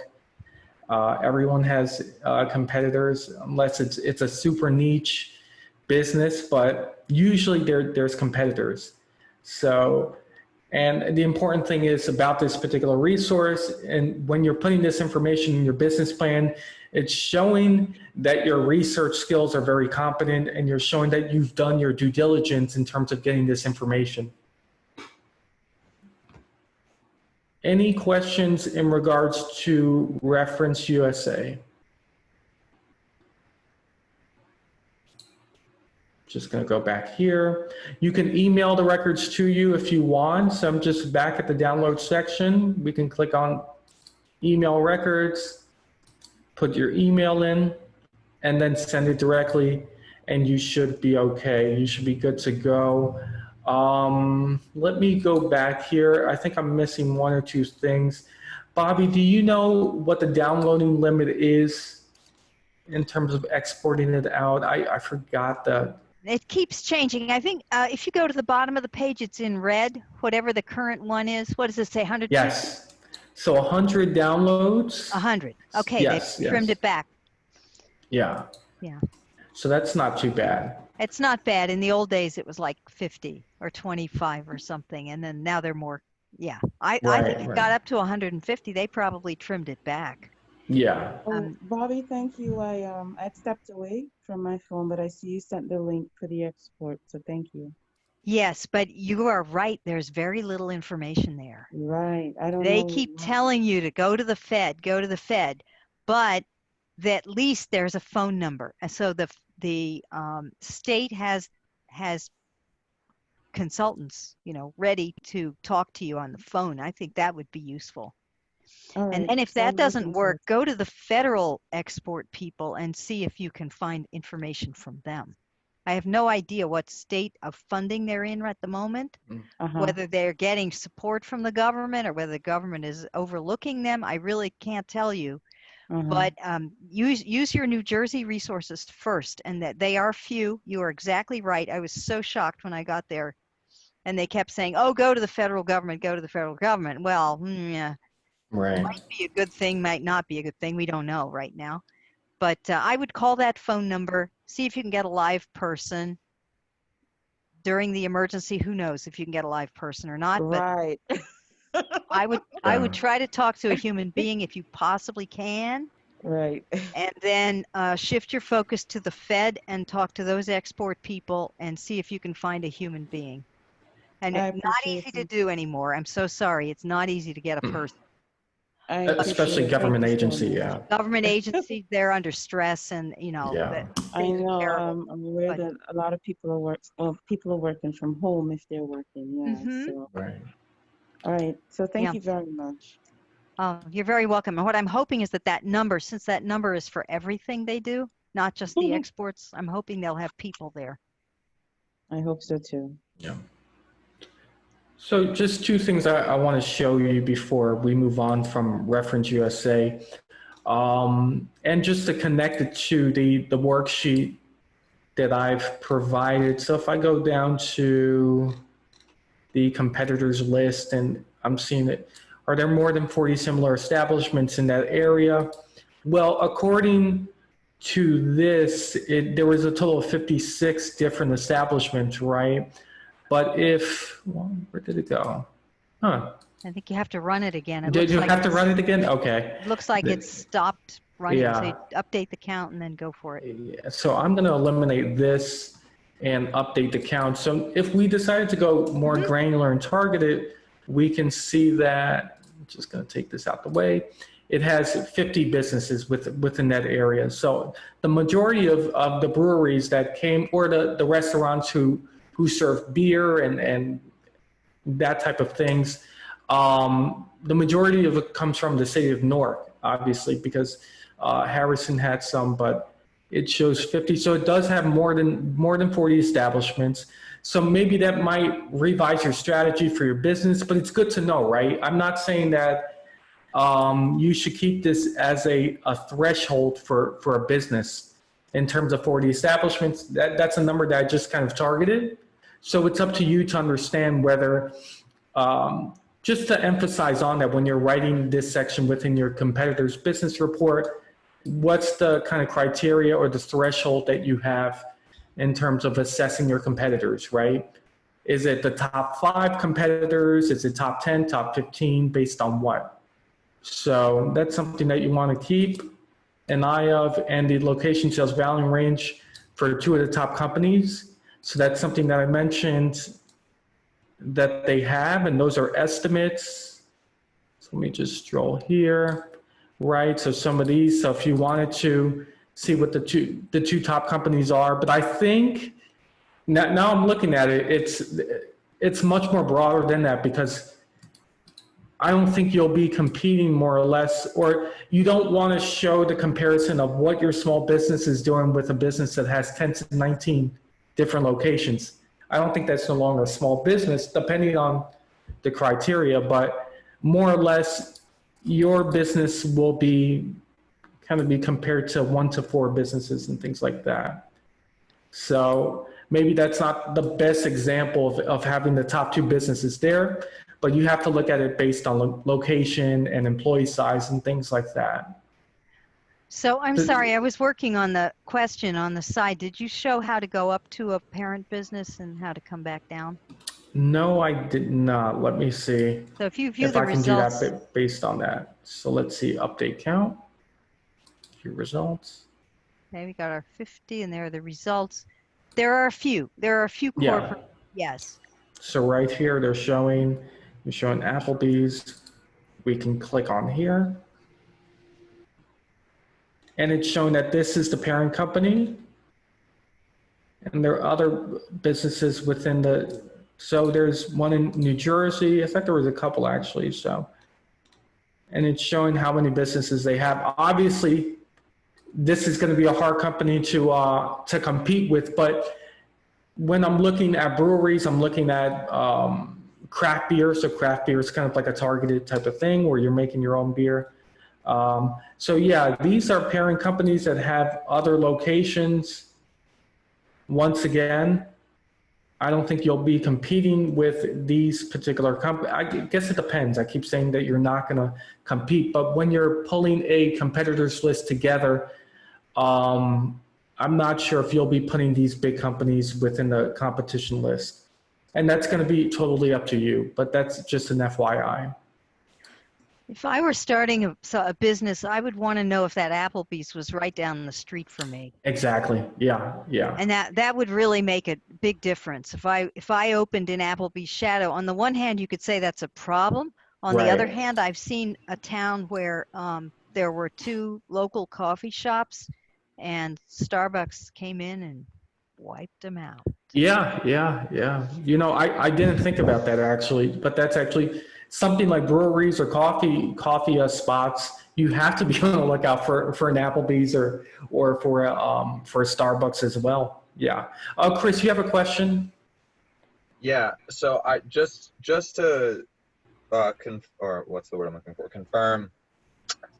So we're looking for about 4 or 5 different businesses for this list, like to compare to, or is it? I know it's probably by a case basis, but I mean, is there like a general rule of thumb, or? Could I just take that? Sure. You define. Well, this database can help you define your area. Right. So you can look at how many personal you're the personal trainer. Yes. Person, right? Yes. So how many personal trainers are there? I don't even know if you can get a good answer to that question, because some of them work for big places and some of them are independents, and I don't know. Right. But anyway, right. I would probably just look at health clubs in general. Okay, Yeah. so if you were looking at health clubs, you could look at how many health clubs are there in New Jersey. Okay, that's very well. Then you can say, Right. how many health clubs are in my county? Right. How many health clubs are in my zip code? Right. Exactly. You know, that kind of thing, and kind of map it out. And it also would depend if you're in the suburbs of a city like Newark, you might want to look at the whole metropolitan area. Yes. And see who you're, and then try to figure out how far will somebody drive once you're bricks and mortar again, once you can physically work with somebody. How far do people live from their health clubs, and how far are they willing to go to a health club? Or does it have to be very local, or are they willing to drive? Should it be near their work? Should it be near their homes? I don't know the answers to these questions. I'm just throwing them out as questions. Right. So, but you're in the business, so you might have an idea with people how far they are willing to go, and then you could sort of map it out and figure out where you fit in the map. Okay. Right. So we don't know how many competitors you're going to find, but you figure out what makes sense. Right. Right. Okay. Great. And then, so I guess because again, like just like the other person who asked before, like I don't want to get too deep into the weeds as to like what I'm doing, but like I travel around a lot to different parts of New Jersey, and so I guess just in that with that in mind, really to kind of get 4 or 5 places from each of this areas that I'm traveling to and around. Mm-hmm.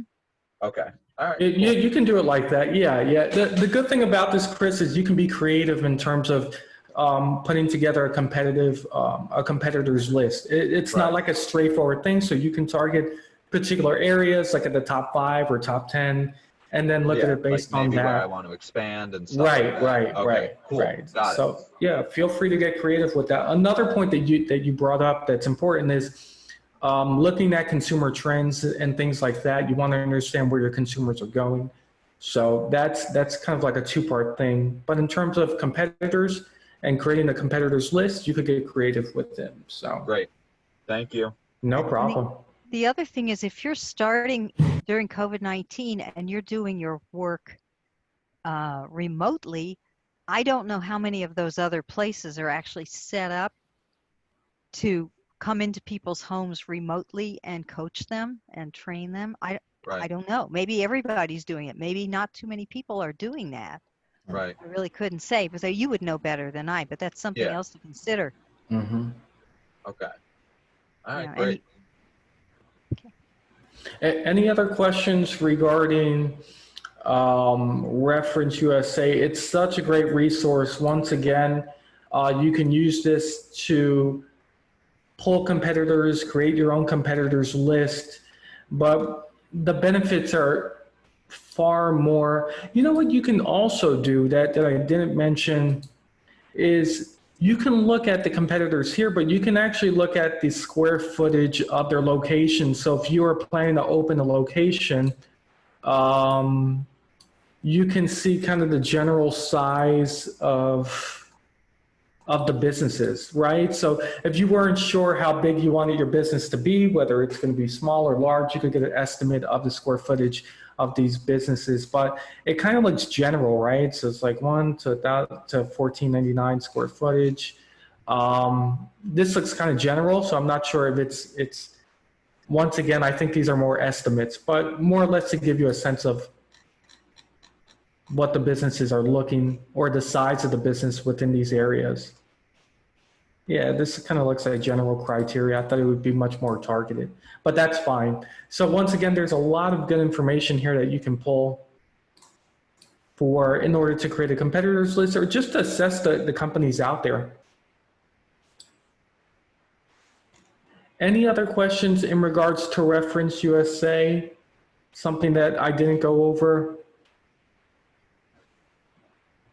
Could you just explain how to go in there again, how to get in there? It was on the... Sure.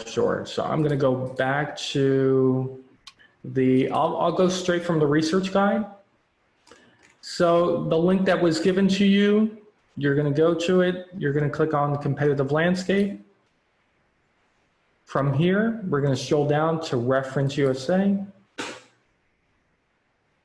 From here, we're going to scroll down to Reference USA right here.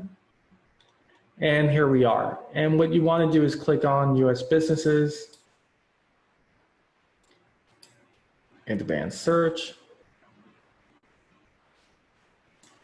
I think the common question I get from some of the students and the entrepreneurs that we work with is, how credible is Reference USA?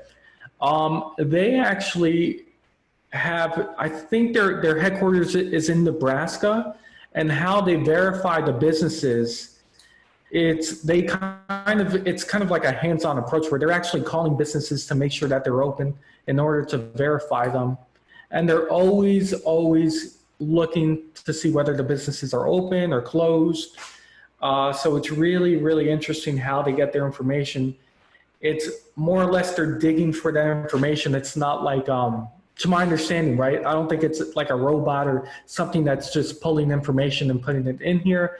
It's more or less they have people calling these businesses, verifying the businesses, and they're always updating the information pretty consistently. Yes, they make errors, but they really do try. You know, it's hard. It's very hard to trace, and you have to ask yourself, is every business in there? No, they might not know about a business yet. You know, maybe it's a solopreneur and they just didn't get the data yet. But when they find out, then they will add the person.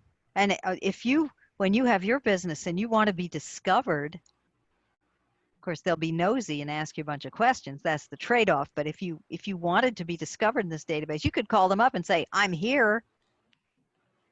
this is the business I'm in, here's my NAICS code, this is my location, but they will ask you a lot of nosy questions. So that's the trade-off. But if you want to be included in the database and they aren't including you, for heaven's sake, call them up and tell them, I'm here. You should have me in your database. Yes. Well, actually, look at this. So I'm going to stroll down and see what I can do. So they have home-based businesses. They're always adding a lot of these features where it catches me off guard. I never saw that before. Yeah. Has that been there? I really don't know. Sometimes they're adding things on a continuous basis and they don't send anything out to us. So let me just type in fitness to see what comes up, because I'm wondering if home-based fitness has personal trainers fitness, right? But let's see. There are a ton of at-home services available, but most of them are like major companies, big companies, big business. Okay. So like driving around, you probably see things for like the gym guys on billboards. You probably see things for, there's a couple of other ones that you'll see when you drive around. Okay, so your challenge is going to be, you have a couple of challenges. One of them is cost. You know, a larger company could absorb more of that fixed cost and everything, and make sure that it's cost effective. Yeah, they would take care of that. But the other thing is becoming known, but then you have an advantage. There is an advantage with the small business that is local. One of them is buy local. That's an advantage right now, and it really is very important to buy local in the current economy. The other one is you no doubt have something you offer that is unique. And it's because you are who you are, you have your training, your experience, and you do not work for a large company, and they won't limit what you do.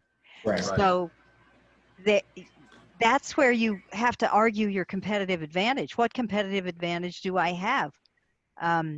Why would I deal with a small business instead of a large business? Well, maybe service, maybe personal touch. But you can fill in the blanks. You know your business better than I do. But you know, so you have challenges and you have advantages at being a small business. Absolutely. That's great. Thanks. Okay. So I'm just going to, I'm going to test out this home-based business based on our classifications. It's actually showing that we have 847 businesses like this. In the country? Yes, in the country. So I'm going to click on metro area. And let's see what happens. New Jersey. So we are New York, New Jersey, Pennsylvania. New Jersey, Pennsylvania. Let's update the count. 53 businesses of all. I actually thought this list would be a lot more difficult to get, but this is, I think this is what you're looking for the most part, Chris. And it's here, and we can always take a look at download option. All data, download records. And now let's see how fast it downloads. On those detailed ones, sometimes it takes a while. It's worth having. Yeah. Can you see my screen? Okay, perfect. So I think it's giving us the list. Oh, can I see your Excel screen? No. Oh, you can't see the Excel screen? No. Oh, my apologies. Let me do this. I'm actually moving there. There's little features from Zoom that's blocking my view. So my apologies if I'm shifting. So I'm going to share this screen. I thought, were you able to see the other business list from the last time? I might have assumed that you guys were looking at the business list. My apologies. Let's see. If you share your screen instead of the app. Yeah, let's do. There you go. Let's do that. We can see it now. Okay, perfect. Let's share. Okay, so yeah, so it's showing us a list here. Some of them are from Metuchen. so a lot of good information here, 1 to 4. So relatively small establishments, right? Really good stuff, private companies. So yeah, Chris, the information's out there for the competitor stuff. You can certainly go through it and export this information. Good stuff. I really thought it would have been much more of a challenge to get this type of information, but I think you should be good to go on that aspect. Yeah. That's great, guys. Yeah, Really yeah. appreciate that. So were you guys able, now I'm getting a little paranoid because I didn't realize that, were you guys able to see some of the other information that I pulled from breweries? Like the company's list or? Not the Excel, but we saw the list that you pulled up. So. Okay, okay. So you were able to see the location valuing range and things like that? Not all that information. Okay. No. Great information. My apologies, everyone. I thought I was showing it as I'm browsing through. So can you see the current Excel spreadsheet right now? So I'm highlighting companies here.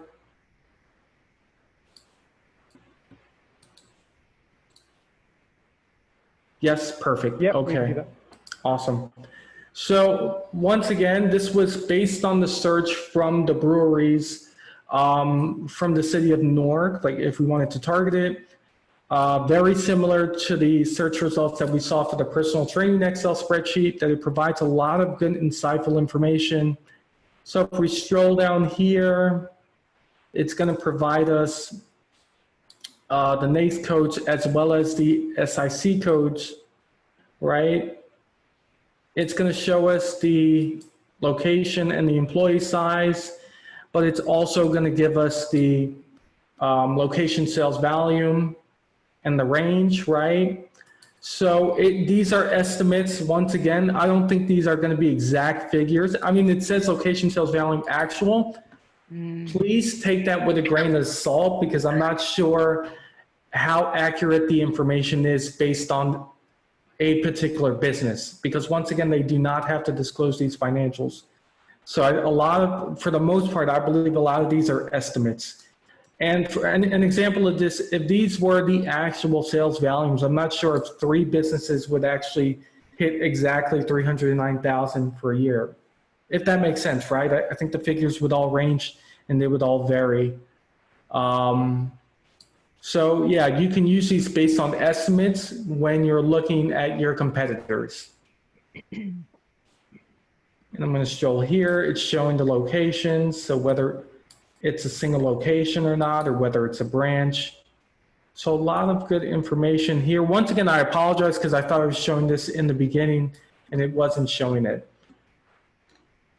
Does anyone have any questions in regards to creating a competitors list or just the information in general that's in Reference USA? Does it also give email addresses? That's a good question. I don't know. I thought they did. So let's do a simple search in Excel. So email. No, so let's do this. Okay. No. Mailing address. I'm not sure. I assume that they did. I guess not. I know that. No, it says it on the website, but I'm not seeing any email. Yeah. Let's see. Because the contact information would be at the beginning of the. So here we go. Neighborhood, phone number, fax number, website. I don't see the emails. Yeah. All right. Yeah, I don't think it's there then. Yeah. Maybe I was not looking. Okay. No problem. Anything else in regards to this particular website or this database? I think you guys are going to have a lot of fun with this particular resource. It's a lot easier to use compared to the other government websites that we've shown you. And there's a lot of good information here, and you could use it for a wide range of things. All right, so Bobby, I think I'm going to pass it on to you. Okay. Let me share.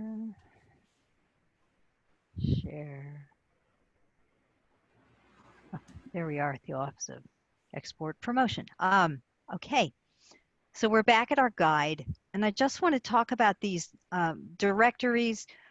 Everybody won't need these, but people who need equipment of various kinds, and they're looking for manufacturers and distributors of certain kinds of equipment. So, for example, well, I'm going to use my example of bakeries because that's works, I know. But some of you will not need this, but some of you will need this. It depends on what you're doing. But I just wanted to show you ThomasNet, and IndustryNet works comparably. It's another thing. ThomasNet's been around a long time. It was in a print volume for many years. No, not like that. There we go. Open a new tab. It's free. It's out there. It's for everybody to use. And it says find suppliers, but also distributors. Distributors are just notoriously difficult to find. Mm-hmm. They're just hard to find. And sometimes the distributors are in here in Thomas with the manufacturers. So if I were looking for bakery equipment,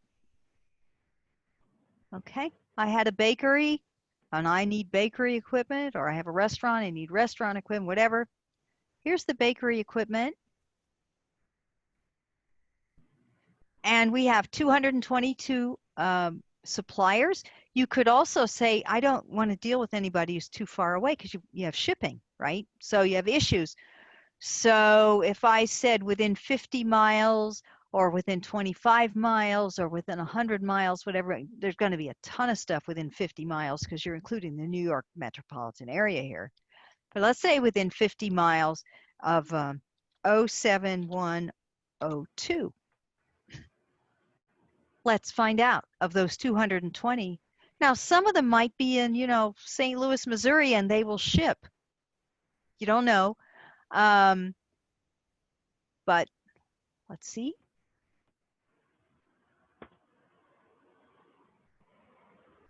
Oh, All right. Do your worst. They're going to start sending me stuff.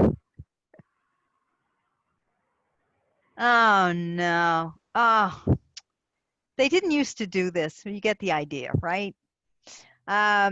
Anyway, what they have done is taken it down. I'm going to close this. No, I can't close it. What they've done, you can see out of 222, if I had registered all the way, which I probably should do sometime off campus so that I can, get hold of this stuff. But it went down to 21 suppliers. So if you were a bakery person and you needed bakery equipment in this region, there were 21 suppliers. So just wanted to point that out. And then sometimes they have white papers and reports and things too about different industries or whatever. So industry insights. So they'll talk about sales and marketing, for example. They'll talk about new products. They talk about all kinds of stuff, right? Which I probably can't look at until I register now. Used to be open to everybody. Now they want you to register. But you can see, and also you can talk about COVID-19 response. Several people have their COVID-19 response, excuse me, listed in their listing. It's like a very fancy catalog, really. It used to be called the Thomas Catalog, actually. And it says, here is this business, here is that business. And then in the print, they would have big ads. And they would have pictures of their equipment and all that kind of thing. But now you can go to their websites. And you can see what they're selling and how much they're selling it for. Probably find some great contacts. Probably find a chat all the things you would find with an industrial supplier. So I just wanted to show that there are such things, industry.net and thomas.net.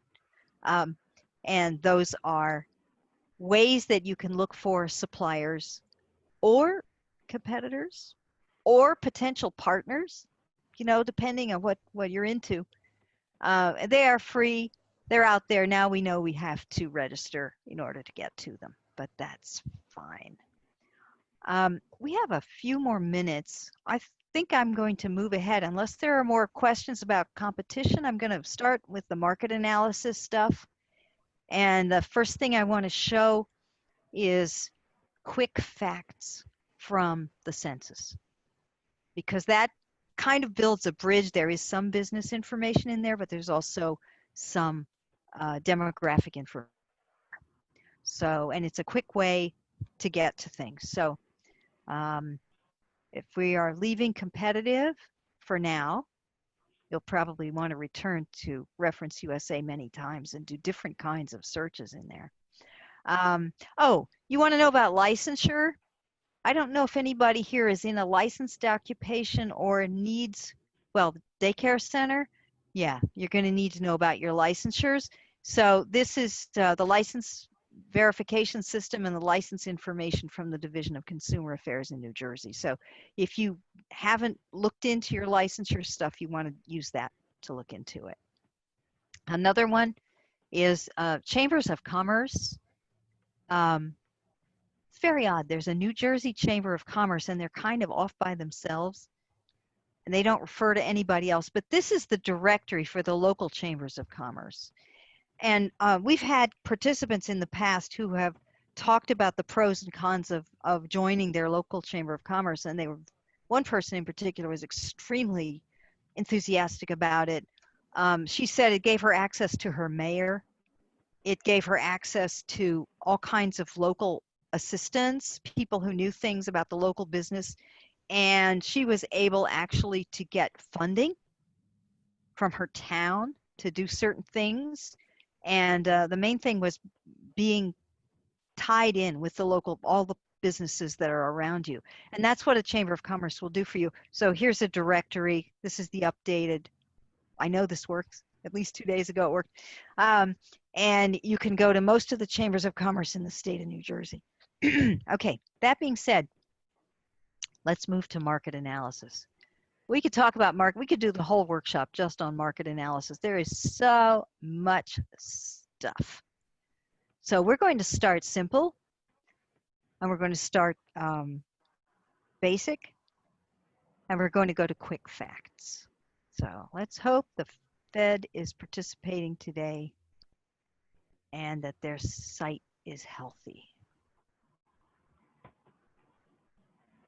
Okay, good. Here we are. Now, look what you can put in. You can put in your state, your county, your city, your town, or your zip code. So if you were doing a child care center, is the daycare center person here today? I'm sorry, you said, is it?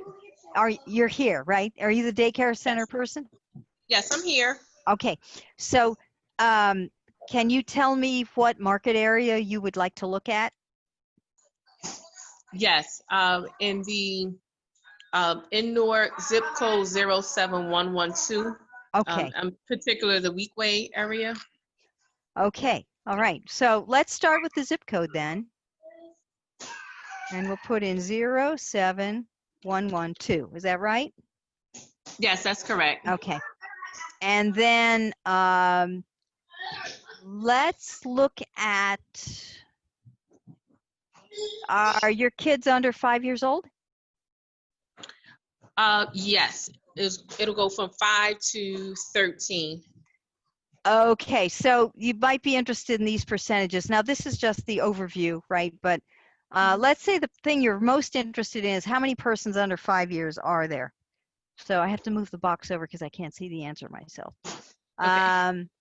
Okay, and then this, I can't move my sharing thing to look at the number. But anyway, there is a number there, I assume, or a percentage or something. Is it giving you a number? It's a percent. Okay, they're telling you how many what percent of people are under 5. And then they give you the whole thing. They give you the population estimates. This cannot be true. This is US. Wait a minute. I was thinking that because when it said Can't 6%. be true. No. What are they doing to me? I should be able to put in, okay, let me put in Newark, New Jersey, Newark City, New Jersey, if it won't do the zip code. I have found the zip codes have been very cranky since they changed the way they do things. Okay. Now let's select a fact, persons under 5-year percent. I think, okay, see, that's the comparison with the US. This is the stuff for the city. All right. Okay. Why the zip code decided to be cranky today, I do not know. But anyway, so here you are. Cities going up. Oh, they were losing for a long time. They're going up. Okay, 7.7%. Okay. And they give you the source. That's what the little triangle is. And they tell you it's from the 2018 American Community Survey, which is great because our census stuff from the decennial is all 2010 because we haven't done 2020 yet. Right. So when they give you stuff from the American Community Survey, that means it's much more up to date. Okay. And then we've got 24.9% under 18. Well, that's interesting. I don't know if that's cumulative. Don't know the answer to that. Okay. If you were interested in the elderly, this is interesting. 65 and over, they give you the stuff. Okay, now what are we getting? We're getting ethnicity breakdown. We're getting how many veterans there are in the town, how many foreign-born persons in the town, and it's a large percent. Look, nationally, it's 13.5. Newark is 30.6. So that's significant when you're marketing in Newark. Things about the housing. Things about the house. How many households are there? Living in the same house, language other than English. We are blessed here. The whole state of New Jersey has broadband, basically. The whole state. So it depends on what individual households have available to receive that, but it's available. So they're saying the ones with a subscription, 68.8, but it's available. What kind of education, what kind of disability? This is a sad stat. Without health insurance, 20%. Look at the country is 10%. Okay, then things about, there's so much stuff here. They commute 35.3 minutes. We are a state of commuters. We're all going from one place to the other to do our work, except now. But, ordinarily, yes, at least 35 minutes. Here's your medium household incomes. Here's your per capita income. Doesn't mean too much unless you compare it with another jurisdiction. But nationwide, you can see that it's higher per capita. And all they do is they take all the people potentially in the labor force and divide it by the income. Divide the income by that number. A lot of people in poverty, unfortunately. Now, there's business stuff too. Look at this, total employment. They can't give me the number. Excuse me? Total employment for City of Newark. They can't give me the number. Oh no, I had another question. Oh, sure.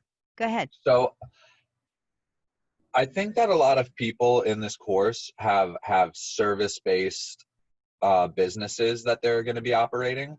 And so my question would be, like, you do all of this stuff to decide on pricing and how you want to operate your business in that regard. So like, I guess because I'm so new to this and I've never had to even think like this before, but like, how do you take this information and then decide your target market and decide, like, I asked this question because you pointed out the medium household income. So like, how do I, as a business owner, say, all right, like, I know that this is like X, like people need X amount of income to be able to afford this service, and then I base my prices off that. Does that question make sense? That is the big Yes. question. That is the big, big, big question. And Yeah. this is where you're not going to find a pat answer. You have to Right. use your judgment to figure it out. Okay. And All right. yeah, but Hey. the good news is the next two, and I know, Jonathan, you have something to say too, but the Yeah. next two sessions are going to be people who are going to help you with your Deciding financials, that. and they may have experiences that will give them the ability to answer that question for you. Okay. And Jonathan?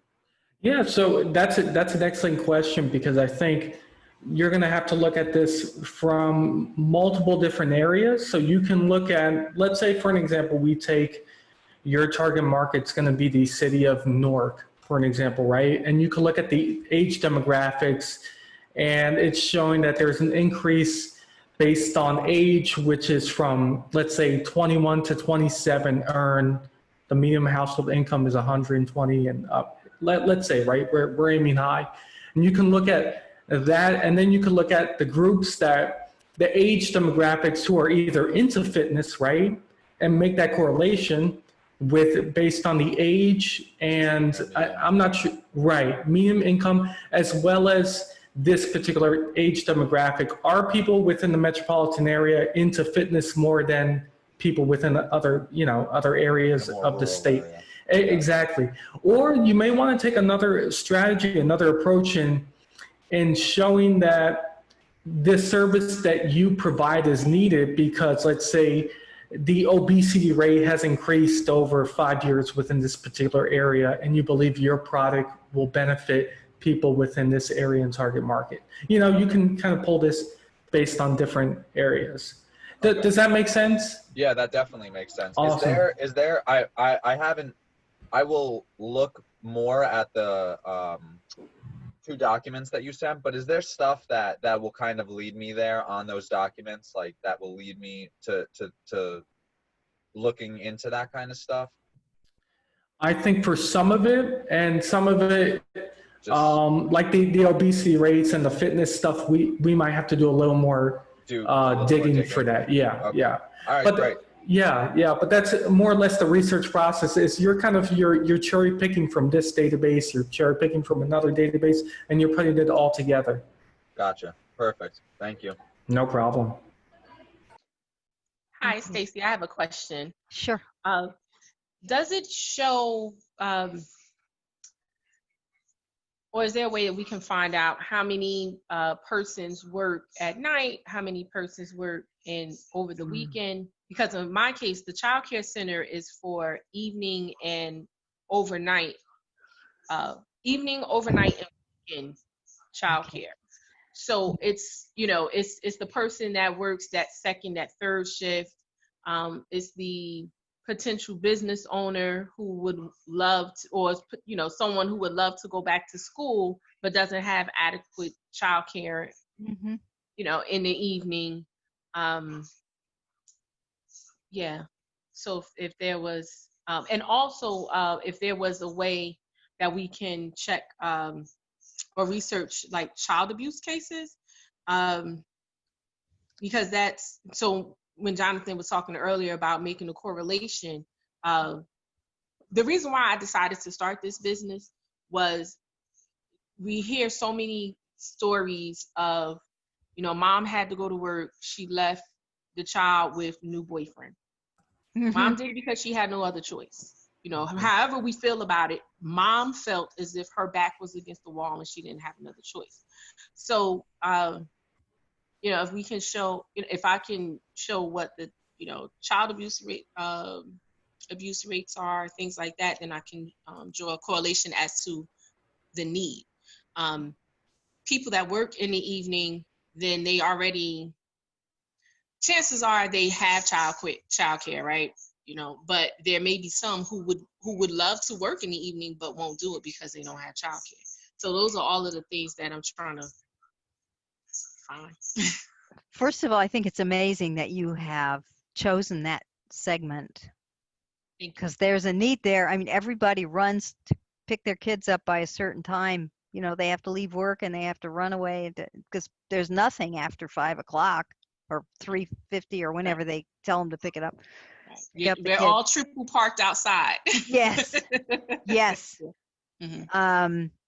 That's absolutely true. There used to be one on campus, a childcare thing on campus, and I would just want to get out, and they were parked. They were blocking me in the parking lot. I couldn't get out to go home.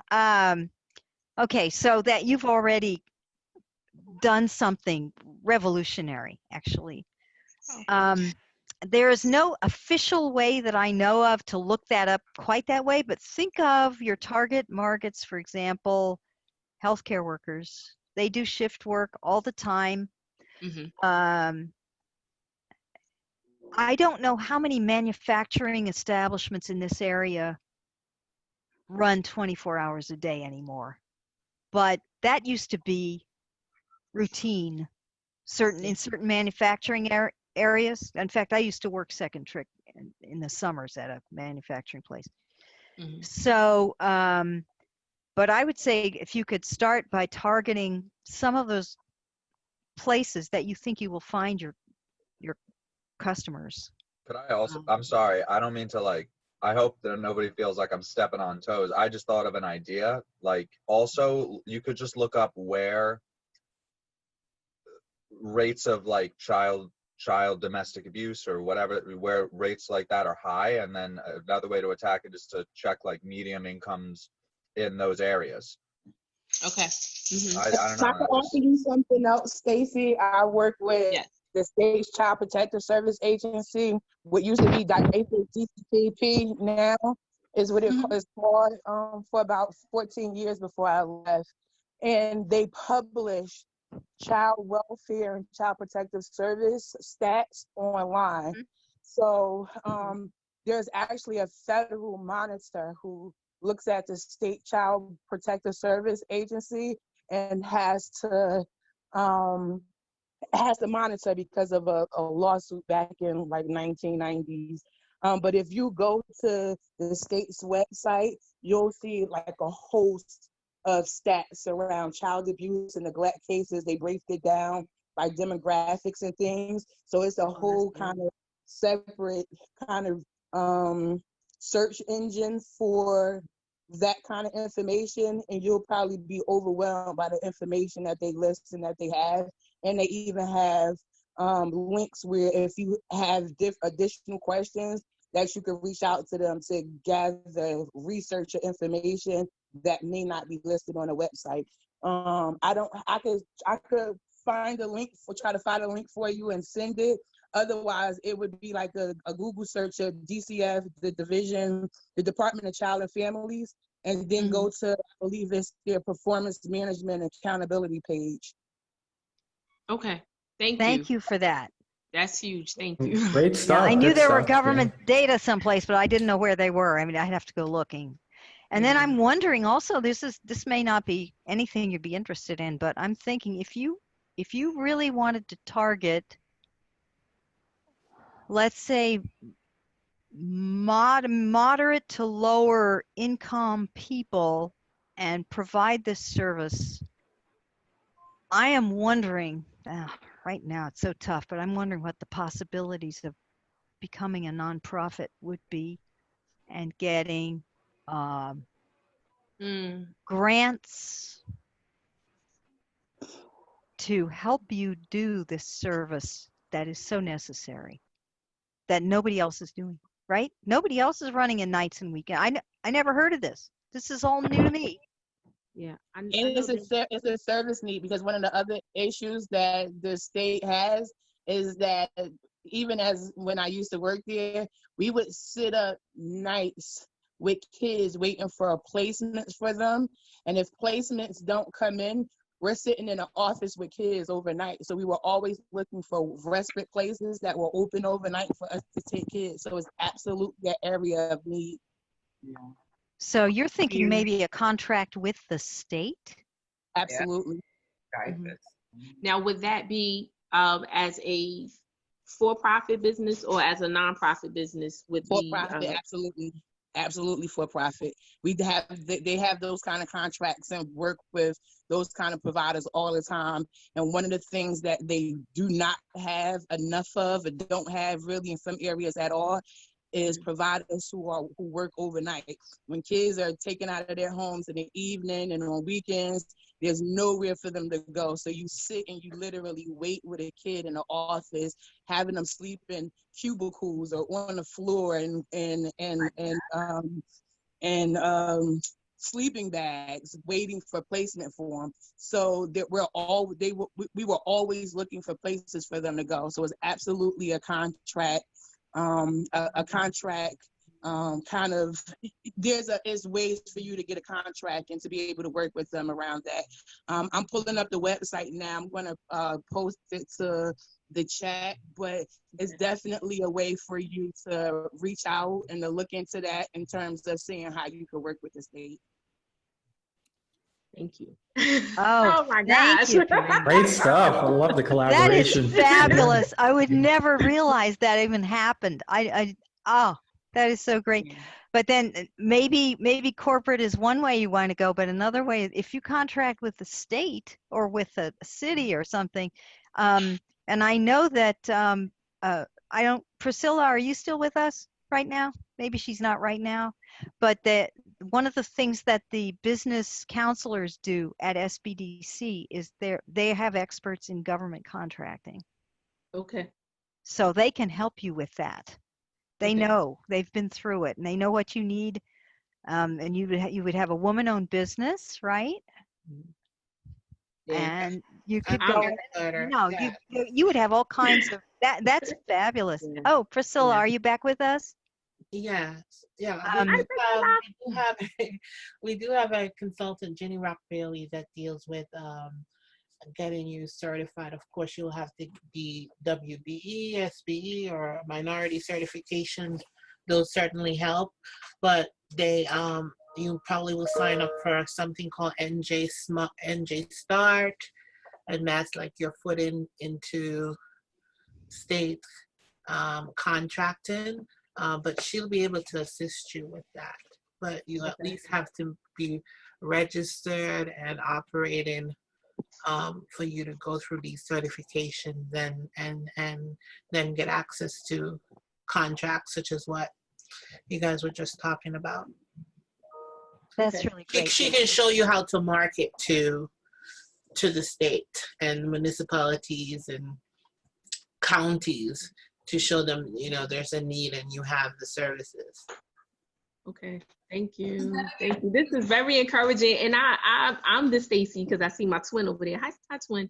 I'm the Stacy who thought that she wasn't going to be able to make it today. And I was like, well, I listened to the recording. I'm not missing anything.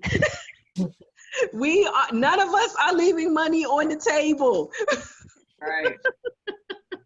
This is people helping each other. Yeah. It's good to get your money's worth. It's what you know. Yeah.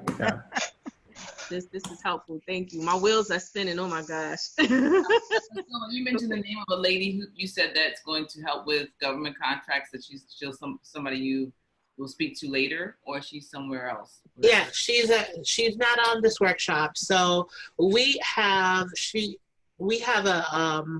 a program called NJ State Certification and Private Contracting. So we have a webinar that's free. I think it's coming up next month. And then we have an all-day workshop. One just passed, so we have it every quarter. It probably won't happen again until October, but the webinar is next month. But yes, Ginny deals specifically with, as long as you're established, getting you the SBE, which is the Small Business Enterprise, which every business qualifies for. MBE, if you're a minority. WBE, which is Women Business Enterprise, if you're a woman, of course.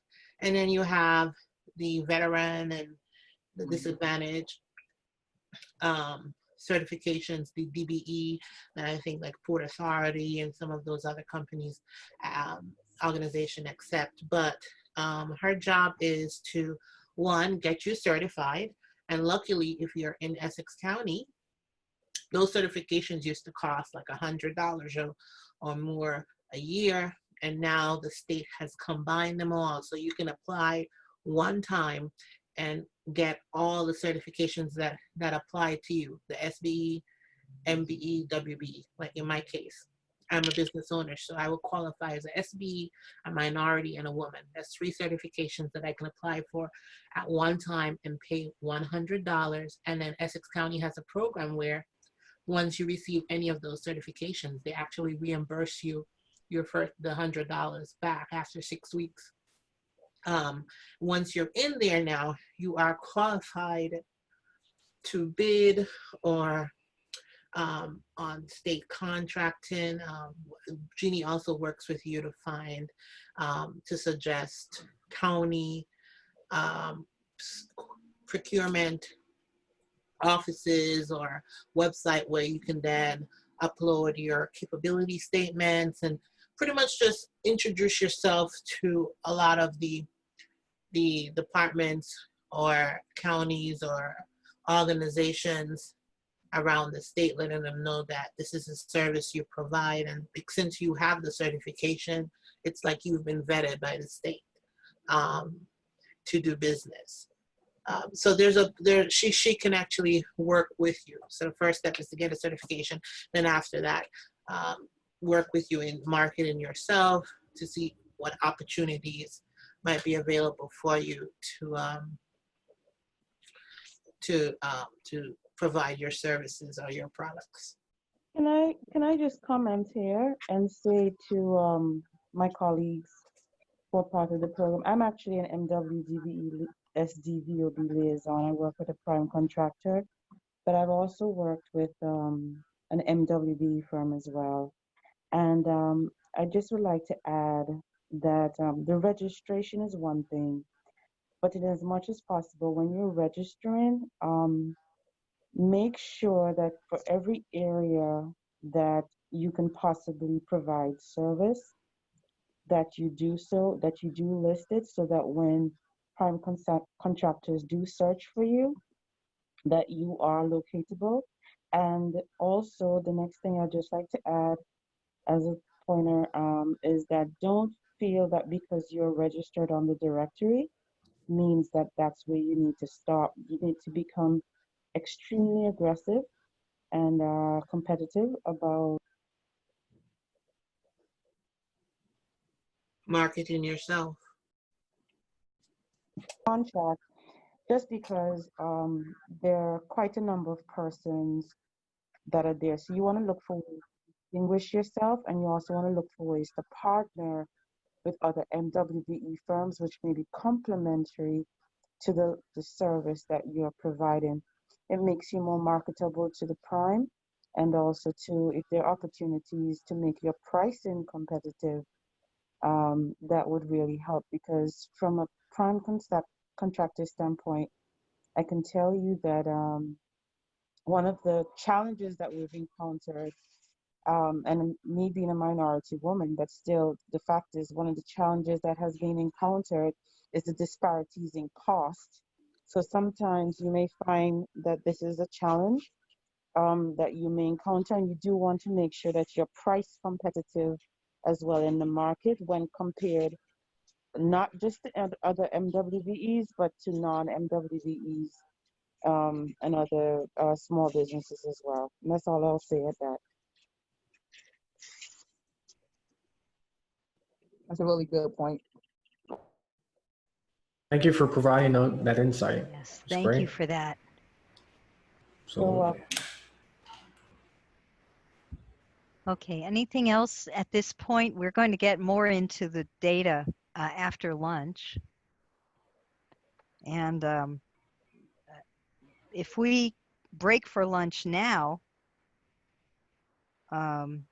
we can come back about a little after 1 o'clock, right around 1 o'clock. And you can maybe grab something. And again, look out the window. Don't look at the screen for a few minutes. And get something to eat and get refreshed and come back ready for the afternoon. All right. So I'll see everyone a little after 1. Okay. All right. Take care. So let us get started. So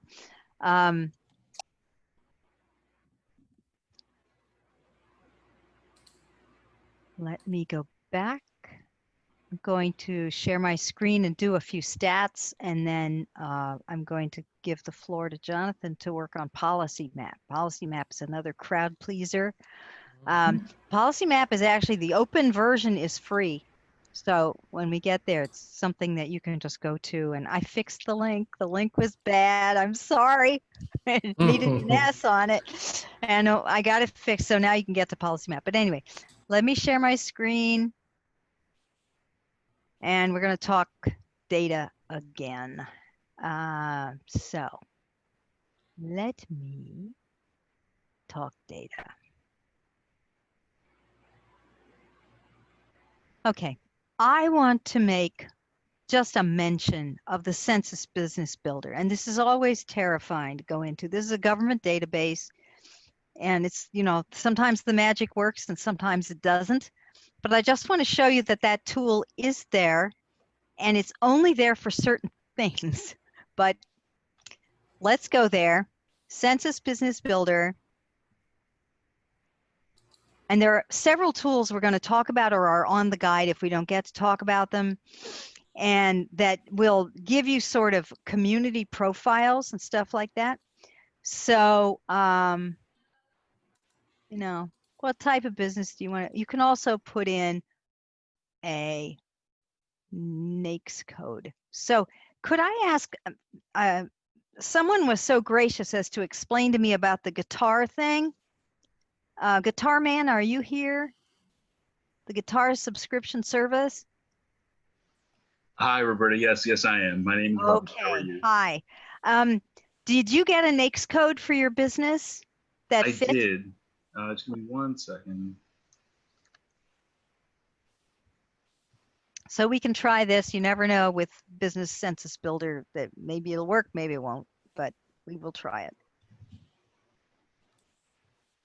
And this will be a community profile, not necessarily the profile of the people you want to reach.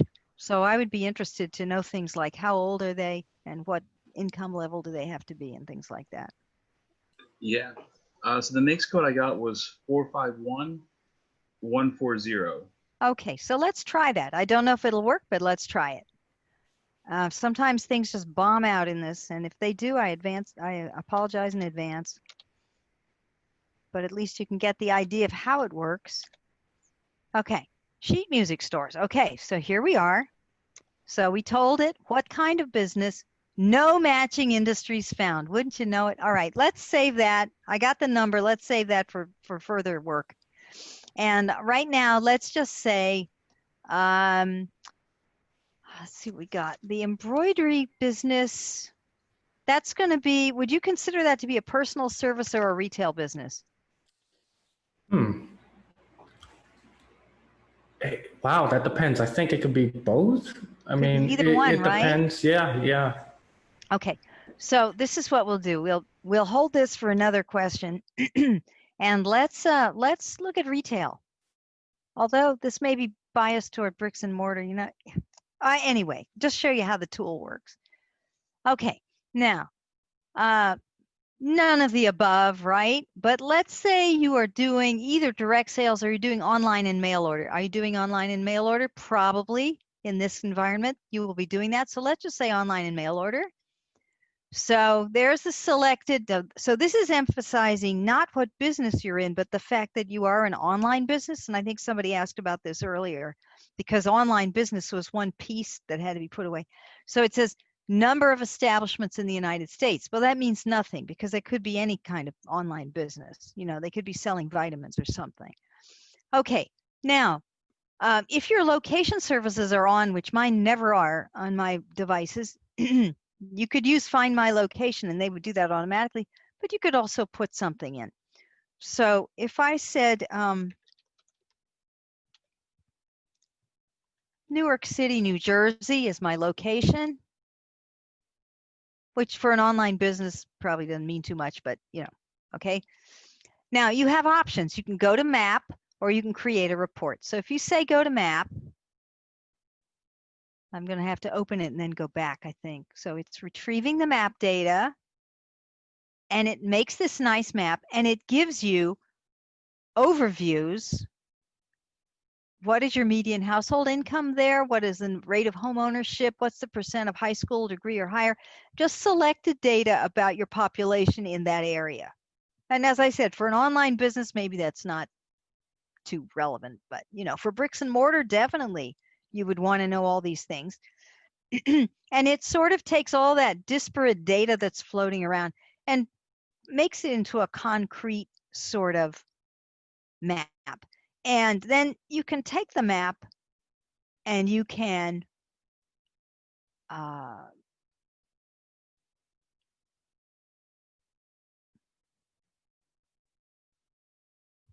okay, once again, we're in the way.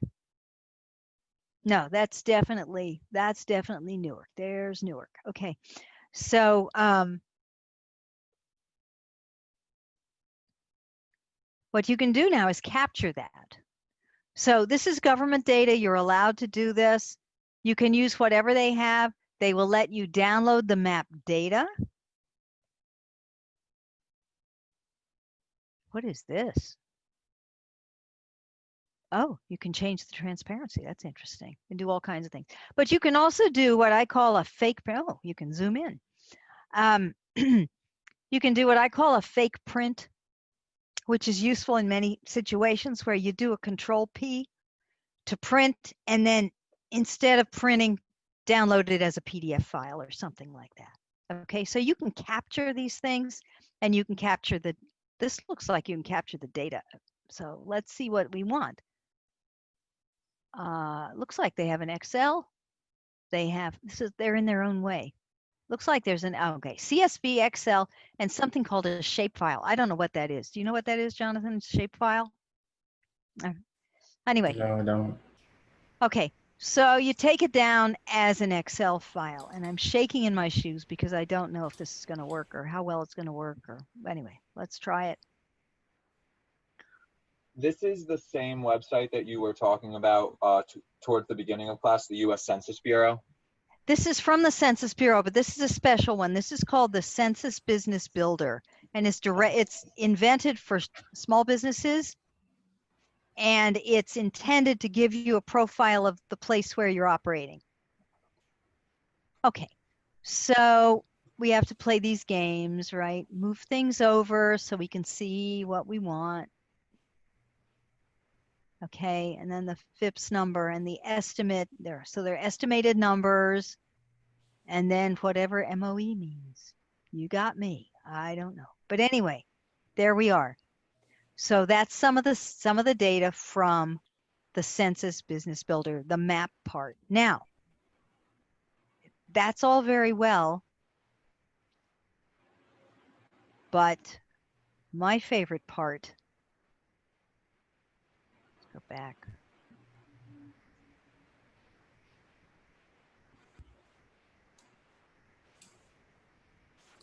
Let me go back.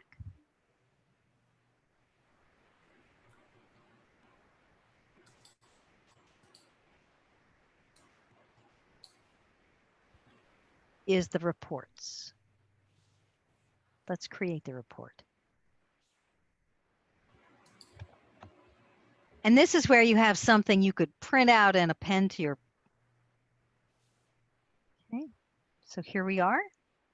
It's Newark City online mail order businesses. Businesses like mine. Oh, look at this. They give you a population. This is useful. You know, how many are under 18? How many are over 18? How many are 21 and over? So forth and so on.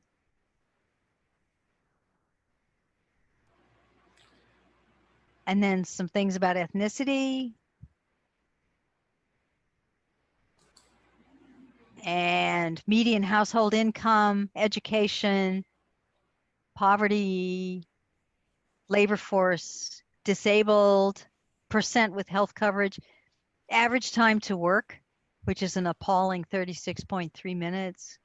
That's the average. Workers using public transportation. That's a large bunch. And percent foreign born is another thing. Okay, and then we also have things about housing and home ownership and renting, and things about the business code. They tell you, explain to you what it is. And then things about the business establishments. And we saw some of this before from the quick facts. This is almost like quick facts with pictures, you know, in a way. It's a lot of this. Not available. You wish you had all these nice revenue and think, no, they don't have it. They can't give it to you. And here are the non-employer businesses. No data available for non-employer businesses. And yet some of these online businesses could be non-employer, could be solopreneurs. No data available for international trade. All of these things could be relevant, but no data available. So ultimately, Census Business Builder is a place, the census loves this. They think it's the answer to everything. I don't think it's the answer to everything. I think it's, if you can get some data out of it, great. If you can get a chart or a stat or something or a map, that's terrific, but it doesn't tell the whole story. So I'm just showing it to you because this is something that the census says is good for small business. I don't necessarily agree with them. Okay. Now, let us move on back to data.census.gov. Okay, maybe I'm still there. I'm still there. All right, let's get rid of all this. Get rid of this. Get rid of this.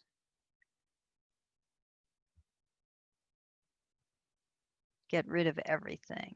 Get rid of that. Oh, I may have to launch it again.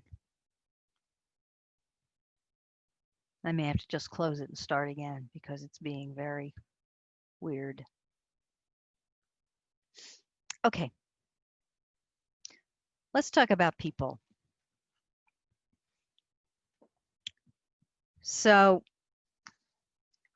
for the guitar business, who's your customer? How will you find your customer? Who is your customer? You're renting really high quality guitars that most people don't have access to because they can't afford to buy them. So who are you aiming at?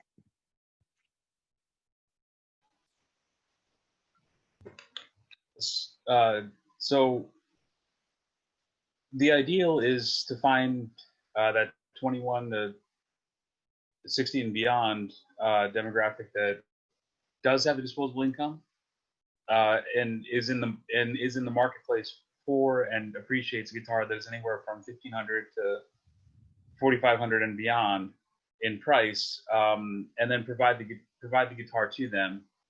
So these are folks that have disposable income. The easiest qualifier I could think of is who you would the group set that you would find that subscribe to an Equinox or a Lifetime Fitness gym. That's the target. That's the target that we're going after. Well, that's very interesting. So I would have to go into Business Source Elite and look up things about the fitness industry and find out who their target market is, and then try to translate it here. But what we can do is, I know, well, we could try to do what I tell you not to do, which is start with the filters and then see what's there in terms of, okay, let's look at, let's look at something like this, age and sex. Okay. So we want a breakdown here. Let's do the search.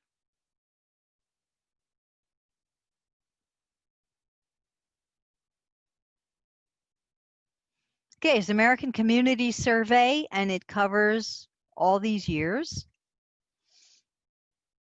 And now we're going to filter. Oh, they even have maps. I didn't know American Community Survey did that. Okay, so advanced search. Can you give me a geography that you're interested in? Would you be interested in, where are you located, first of all? I'm located in Nutley, New Jersey. In where, please? In Nutley, New Jersey. Okay. So you're in North Jersey. Yeah. And would you, how far away from you is a viable distance to do this business?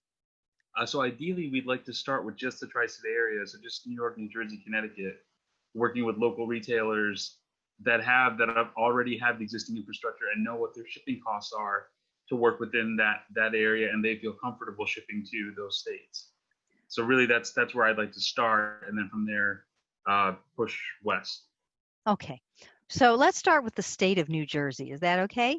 Can we do Certainly. that? Okay, so let's do geography. Let's do state. And our state is New Jersey. We might be able to do multiple states, but I'm not going to press my luck with this database. This is such a difficult database. Okay, we are asking for the state of New Jersey. Now we asked for age and sex. Now we're asking for state of New Jersey. Now let's look at our table. Oh, look, there's a whole profile for the state. We could look at that. Okay, so that's something to consider. And then let's look at our table again and see if the table has been updated. View all tables. Okay.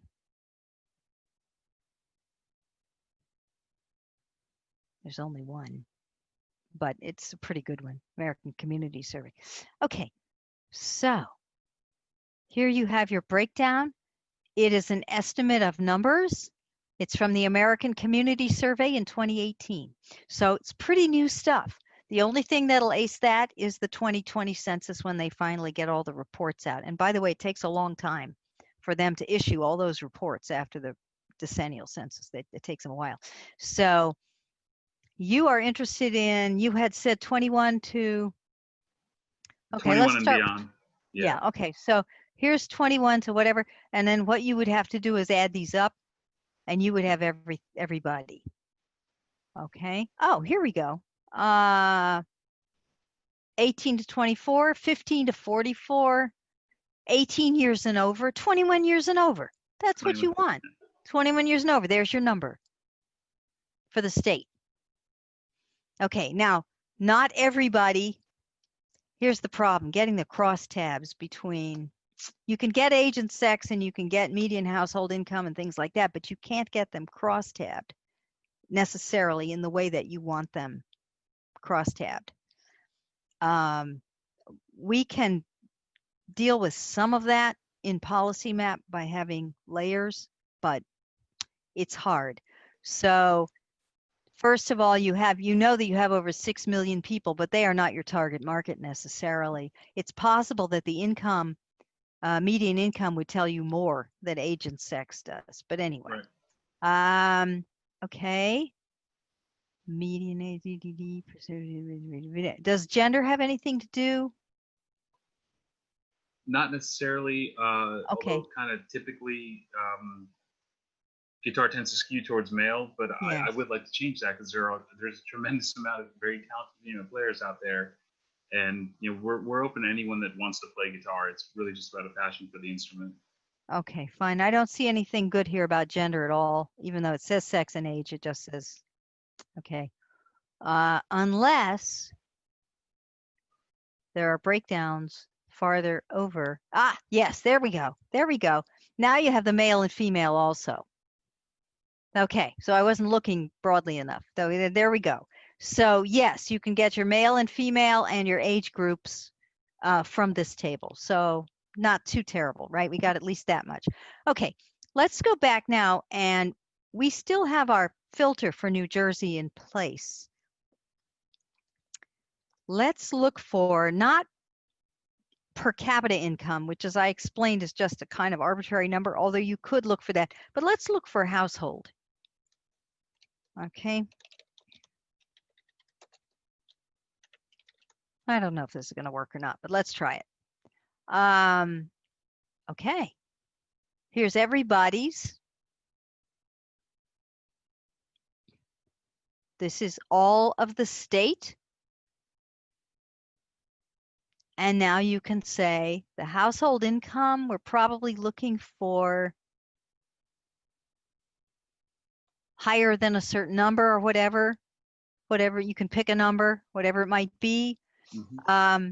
And these margins for error are enormous. Let's say over 100,000, so you could add those up and you would have all the households in New Jersey with that income or above. Gotcha. Okay, so you could do the same thing in New York, same thing in Connecticut. I have to say they're very high income states, or that there are portions of the population are very high income in these states. So, and also there are a lot of musicians who work out of the New York area. So there's kind of a music thing here. So that's very rough. That doesn't even, I don't think that answers your questions, but it does give you kind of a bracket for some of your questions to ask. Definitely. Thank you. Thank you very much. You're very welcome. Now, that's really broad brushes, and we can always come back to this, but Jonathan, I'm worried that you might not have enough time for what you're doing with Policy Map. So I'm going to stop working with the data right now and turn it over to you. I'm going to stop. Where is my?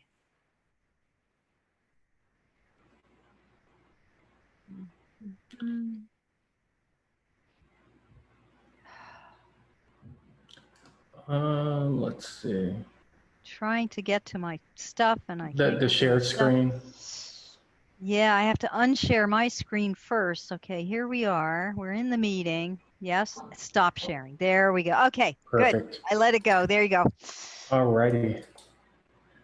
All right. So let me make sure that I'm sharing the correct screen. So can everybody see the research guide, business plans, market analysis?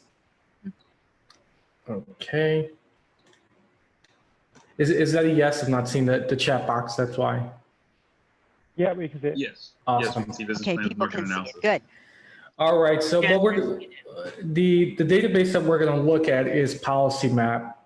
So if we click on right here, so from market analysis, directly from the research guide, we could click on Policy Map. Now we can. Perfect.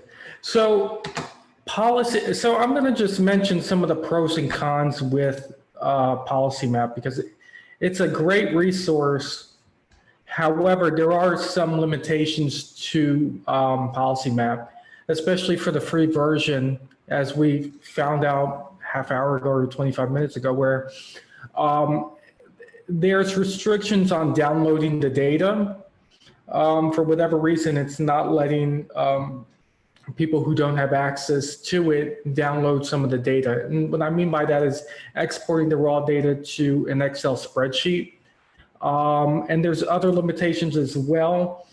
There are gaps in the coverage of data. So a lot of the information that's in Policy Map is directly from the government, and some subjects and areas are limited to certain things. For an example, we might see a particular demographic updated from only 2017, but we might see another area, subject area updated from 2018. So there's going to be gaps in the coverage.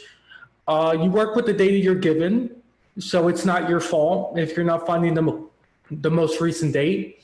So just keep that in mind when you're going through Policy Map. But it is a good resource in terms of policy and as well as data visualization. So it's going to give you like input and some data in regards to things that you need, especially things that are kind of semi-niche that it's hard to find on the census website. So let's get to it.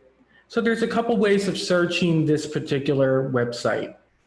So let's say, for an example, we wanted to go to income and spending. We're going to click here, right? So it's broken down based on per capita, family, households, etc. Income placed by childhood. So it's a lot of great things here. But let's see if I can find the one that I'm exactly looking for. So something as granular as this, I was actually really interested in this. Single female headed families with children. So I'm going to click on that. And now it's going to give us kind of a broad range of the data within the US, but we can go as granular as city and state. So I'm just going to show you some state statistics first.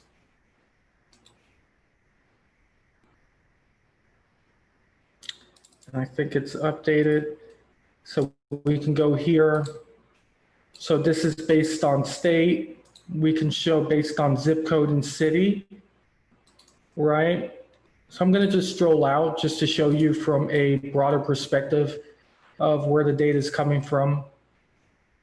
So we can see within New Jersey, right, it's relatively high in certain spots where it's 30,000 or more, and you're going to see in the rest of the US, it kind of varies based on income, but you can see in terms of, and this is, I don't want to say it's pointing out the obvious, but within the state of New Jersey, obviously the incomes are going to be relatively higher than other states within the South or the Midwest. But they're giving you this information here. Just going to double click. If we wanted to go a little more granular, and let's just go back to the city of Newark.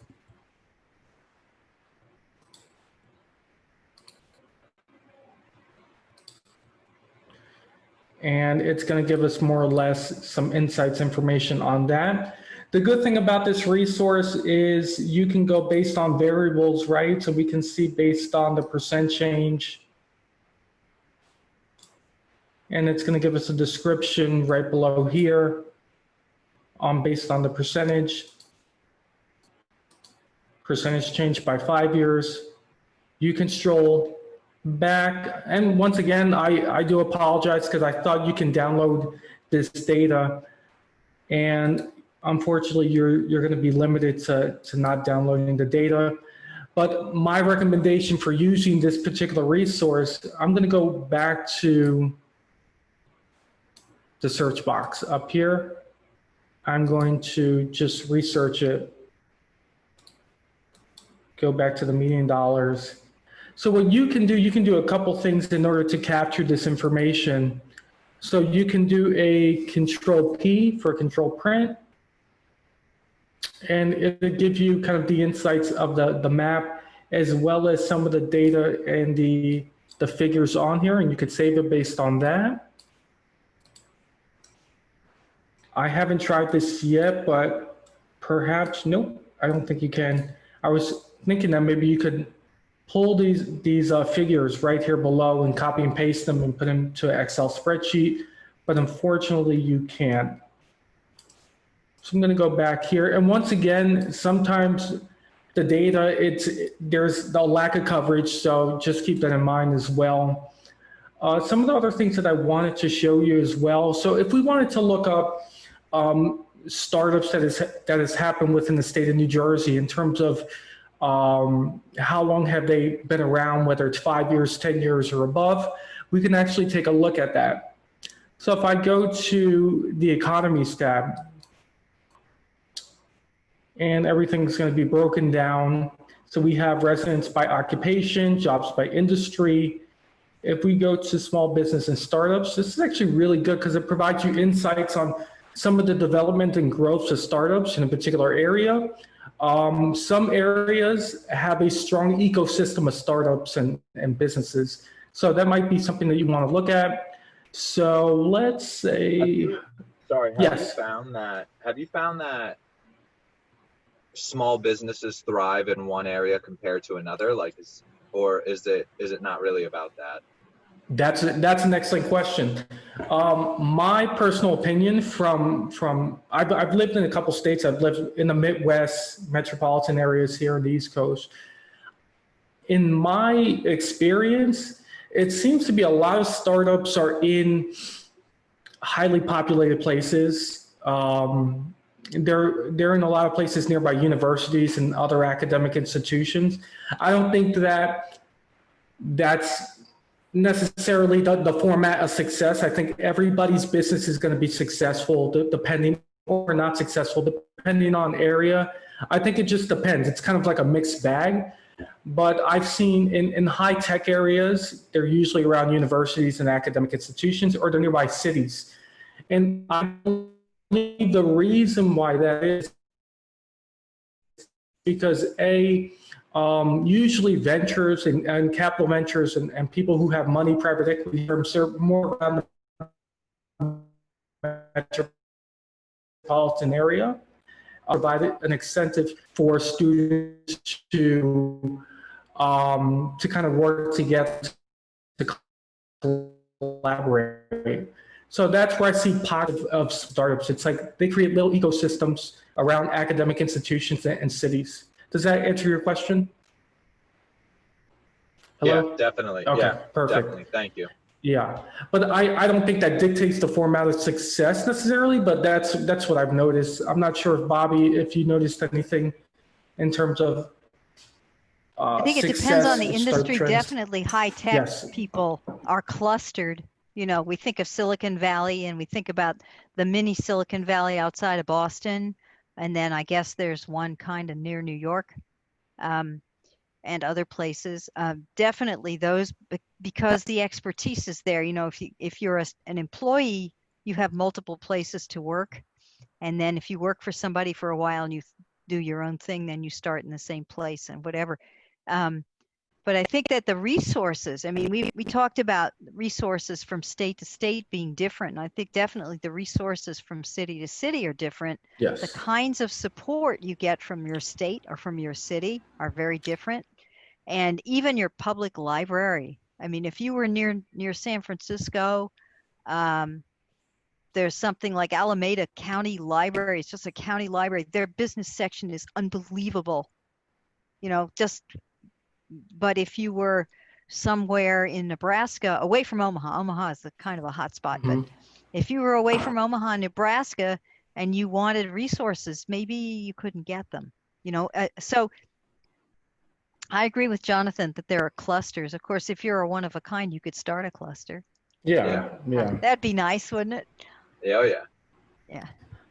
I mean, just to give you an example, and this is an old example, there was an entrepreneur out in the Midwest who wanted to create a one-stop shop where people can get what they need at the lowest prices, and he's a business.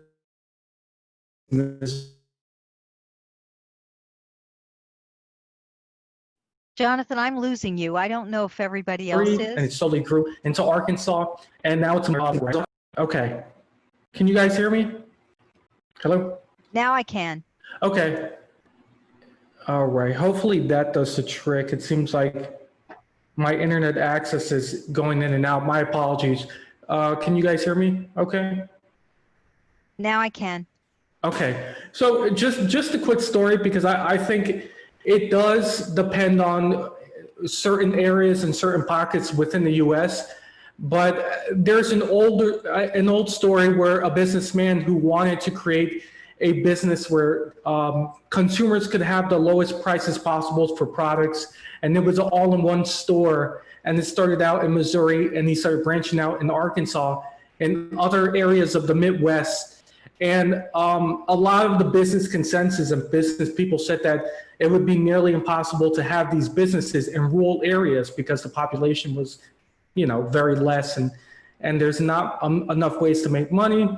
That business ended up being Walmart. It actually started in Arkansas, in Missouri, and now it's a multi-billion-dollar business. So a lot of things, I mean, a lot of things dictate. It depends on your business, depends on your product. So, you know, it seems to me a lot of tech people are going to city areas and things like that. But with COVID-19, you never know. You know, things are changing all the time. So it may not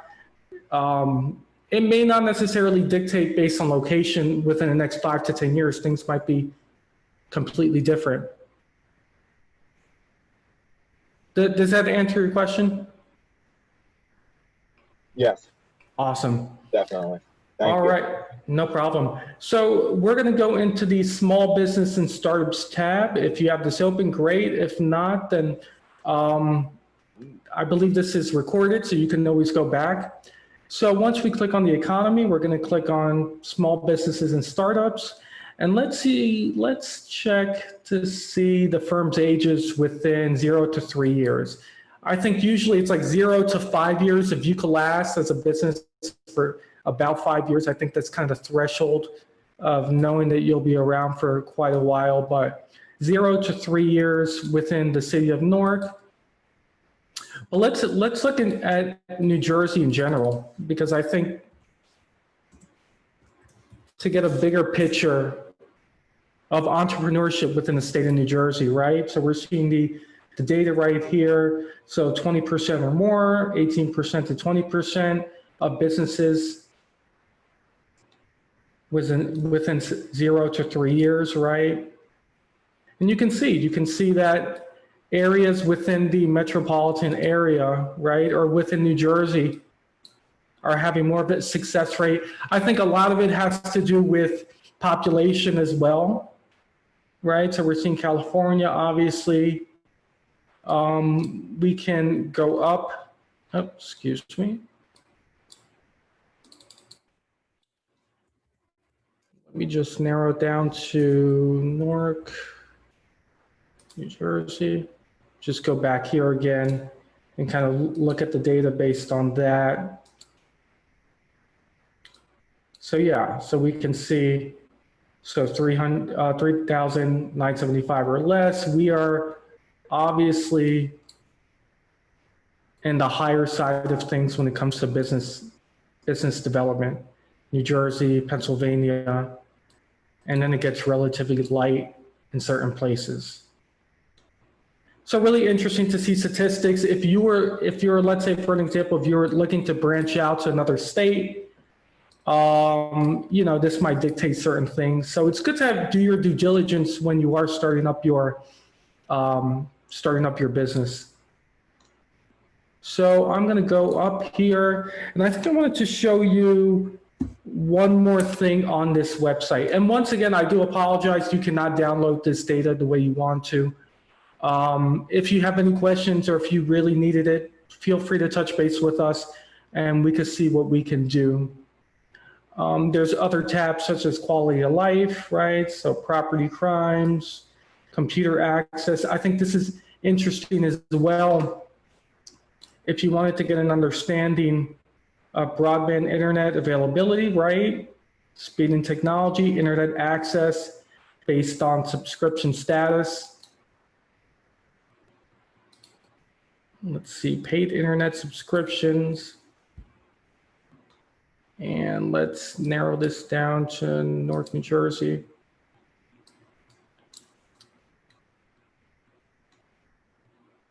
So I'm strolling now just to show you guys in terms of percentages of internet household subscriptions, right? We are very lucky. We're very lucky in the sense that New Jersey and New York is very much internet and tech friendly compared to other neighboring states. But this actually gives you an understanding of just internet access and the broadband access. I don't think I went into it, but this is just people. This is just people who have access to the internet. You're saying? Yes, correct. Okay. Paid subscription. Paid subscription, correct. Like Optimum, like that's what you mean? Whatever yes. They're paying. Whatever provider they have. Yes. Gotcha. So really interesting to see, especially if you're doing something that pertains to tech or something online. You can obviously the difference within the other states, especially within the Midwest, and coast to coast seems to be okay. Yeah, so a lot of interesting stats. I don't know, and this is kind of the issue with this. It's showing, it says subdivision by 2010, but it's showing that the data sets are from 2018. So we can click here. Okay. So this data is fairly new from 2014, 2018. Usually, if you want the most recent data sets, things are usually published a year behind. So if you wanted things that were based from 2020, it may not come out till 2021 or even longer. So just keep that in mind. This might be the most recent data sets for that. So once again, this is a good resource if you wanted to understand income spending, things such as quality of life, internet access. Certain things on these tabs are limited, like school performance, and that's something unfortunately we can't do. I believe the community access doesn't have access to this particular resource, only the free subscription. But you can use a lot of these things to really get an understanding of either your target demographics or looking at things from like a broader perspective. An example of this is I was helping students who were doing a project based on an educational application, right, that teaches students about STEM education, science, technology, engineering, and mathematics education. And they wanted to know what was kind of the school performance for science and mathematics within the US. And we were able to use this particular resource to show in terms of what were the performance in those particular areas.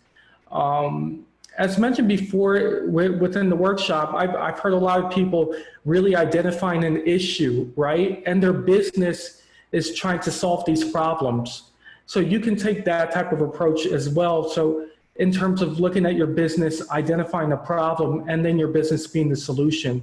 And you could use some of these data points to get an understanding of stuff like that. Does anyone have any questions? I really wish I could show you some of the outputs, but it's not going to work at this point. But this is a really good resource to get certain data points. Any questions in regards to policy map?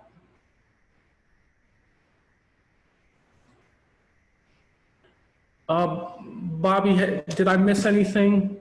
No, you showed the features. I just want to comment that if you are doing a business plan and you have one of these maps and you've taken it down as a PDF and you include it in your business plan, this really enhances your business plan because it's saying, look, here's our target group in Newark and this is where they are. Right. Yeah, and you keep getting that sign. I mean, that is terrible, but that's when we're open, you can come in and use Dana Libraries, but we're not open.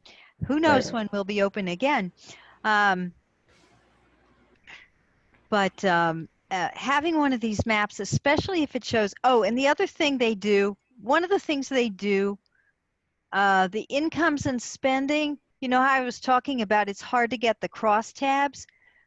They do, I think when you go to household, they're going to have some stuff that's already cross-tabbed. Yes, by age and income bracket. So in other words, they have already done the crosstabs for you. And you can get the age and the income bracket in one place. And that's very hard to get. Usually you can get the age or you can get the income bracket. Mm-hmm. But they have them together. Those are very basic numbers and they have them and very nice maps to show. So this is well worth, and you can go in and play around. You know, you go in and say, well, what if, where are all the people who have incomes of higher than blah, blah, blah? Mm-hmm. Where are all the householders? You know, the people who own homes, where are they? Homeowners, and where are the renters and so forth. So there's a lot there. There's a lot there to look at.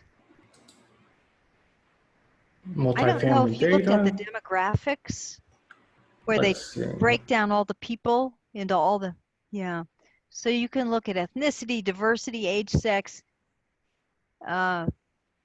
foreign born, any of those things really. Yes. Yeah, there's so many different categories that I think it would take you, or it would take us probably a whole hour if we have full access to kind of go through and pull things.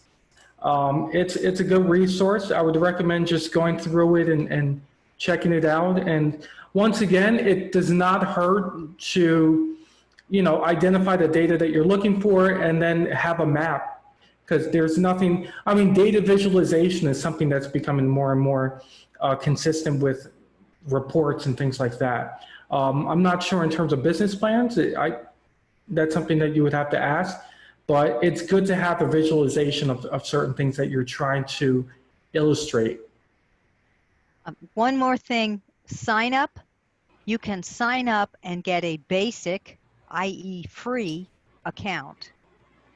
And once you have that account, there are certain things that you would then have access to that just as a visitor you don't have access to, but you would get an access. Look, any data sets that were public, it said they would be available to you if you sign up for a basic subscription. So that is going to, I don't even know what 3D mapping is. We're going to have to try that. Yeah.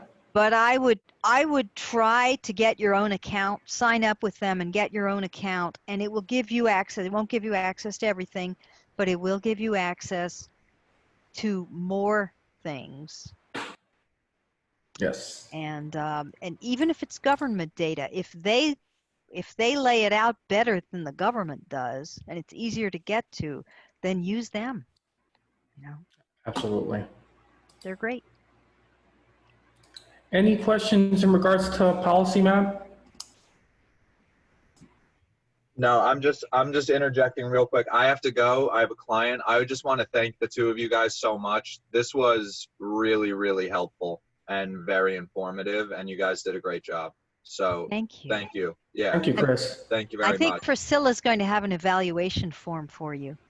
Okay. I'd be more than happy to fill that out. You guys Yeah, really. but I that don't know how was- she's going to do this online, but anyway. Yeah, well, we're going to leave our contact information, so feel free to contact us at any time, so Yeah, we can help. I was gonna say when I got a busy rest of the day, but when I get to this week, I was definitely gonna reach out to you guys and you know, if I have questions and go over your stuff. But really, thank you. I appreciate it, and I'll talk to you soon. Sounds great. Thank you. Thanks for your contributions, Chris. We appreciate it. Bye. Bye now. Bye, everyone. And I want to thank everybody for sharing with each other. Gosh, you've answered so many questions for each other that we would have no chance of answering ourselves. This was such a great webinar. I just because of the whole COVID-19 situation, we weren't sure how this was going to work out, but it worked out fantastic. I felt that a lot of the students here were just collaborating and speaking with each other, and as I mentioned, it was more of like an online think tank where everybody's just pitching in ideas. It was fantastic. Okay, so don't lose touch with each other. And I guess you'll probably see each other next week. So what I'm going to do is I'm going to put up our last slide for you guys can take down our contact information. Let's see where it's at. So we're just gonna. Yeah, there you go. And it's also on the guide. Yes. If you go to the guide, we are there. Our profiles are there, and our information is there. Feel free to contact. From you. Yeah, I was going to mention. Feel free to contact us at any time. Feel free to connect with us. And is there anything else that we're missing, Bobby? Everything else is on the guide. It's just a link. You know, you link to it, and there it is. And I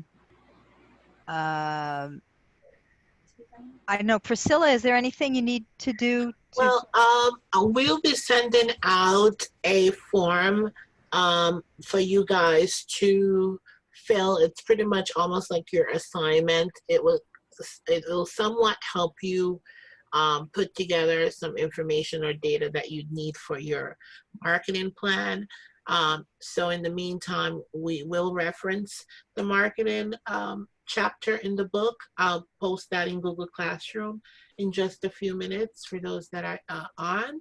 So if you can use, apart from that chapter and the form that I'm going to send out, you'll be able to use some of the tools that Roberta and Jonathan introduced today to find some data about the industry or your business that you're in, and simply fill that out. It will also help our consultant to work with you with putting together the marketing plan, part of your business plan.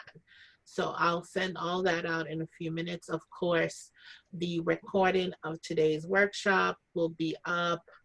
I think I did it within a day or two last week, so I'm going to try my best to process it today and post it. If not tonight, I'll post it early tomorrow so that you can review the information. And all the references and links from today will be posted in Google Classroom.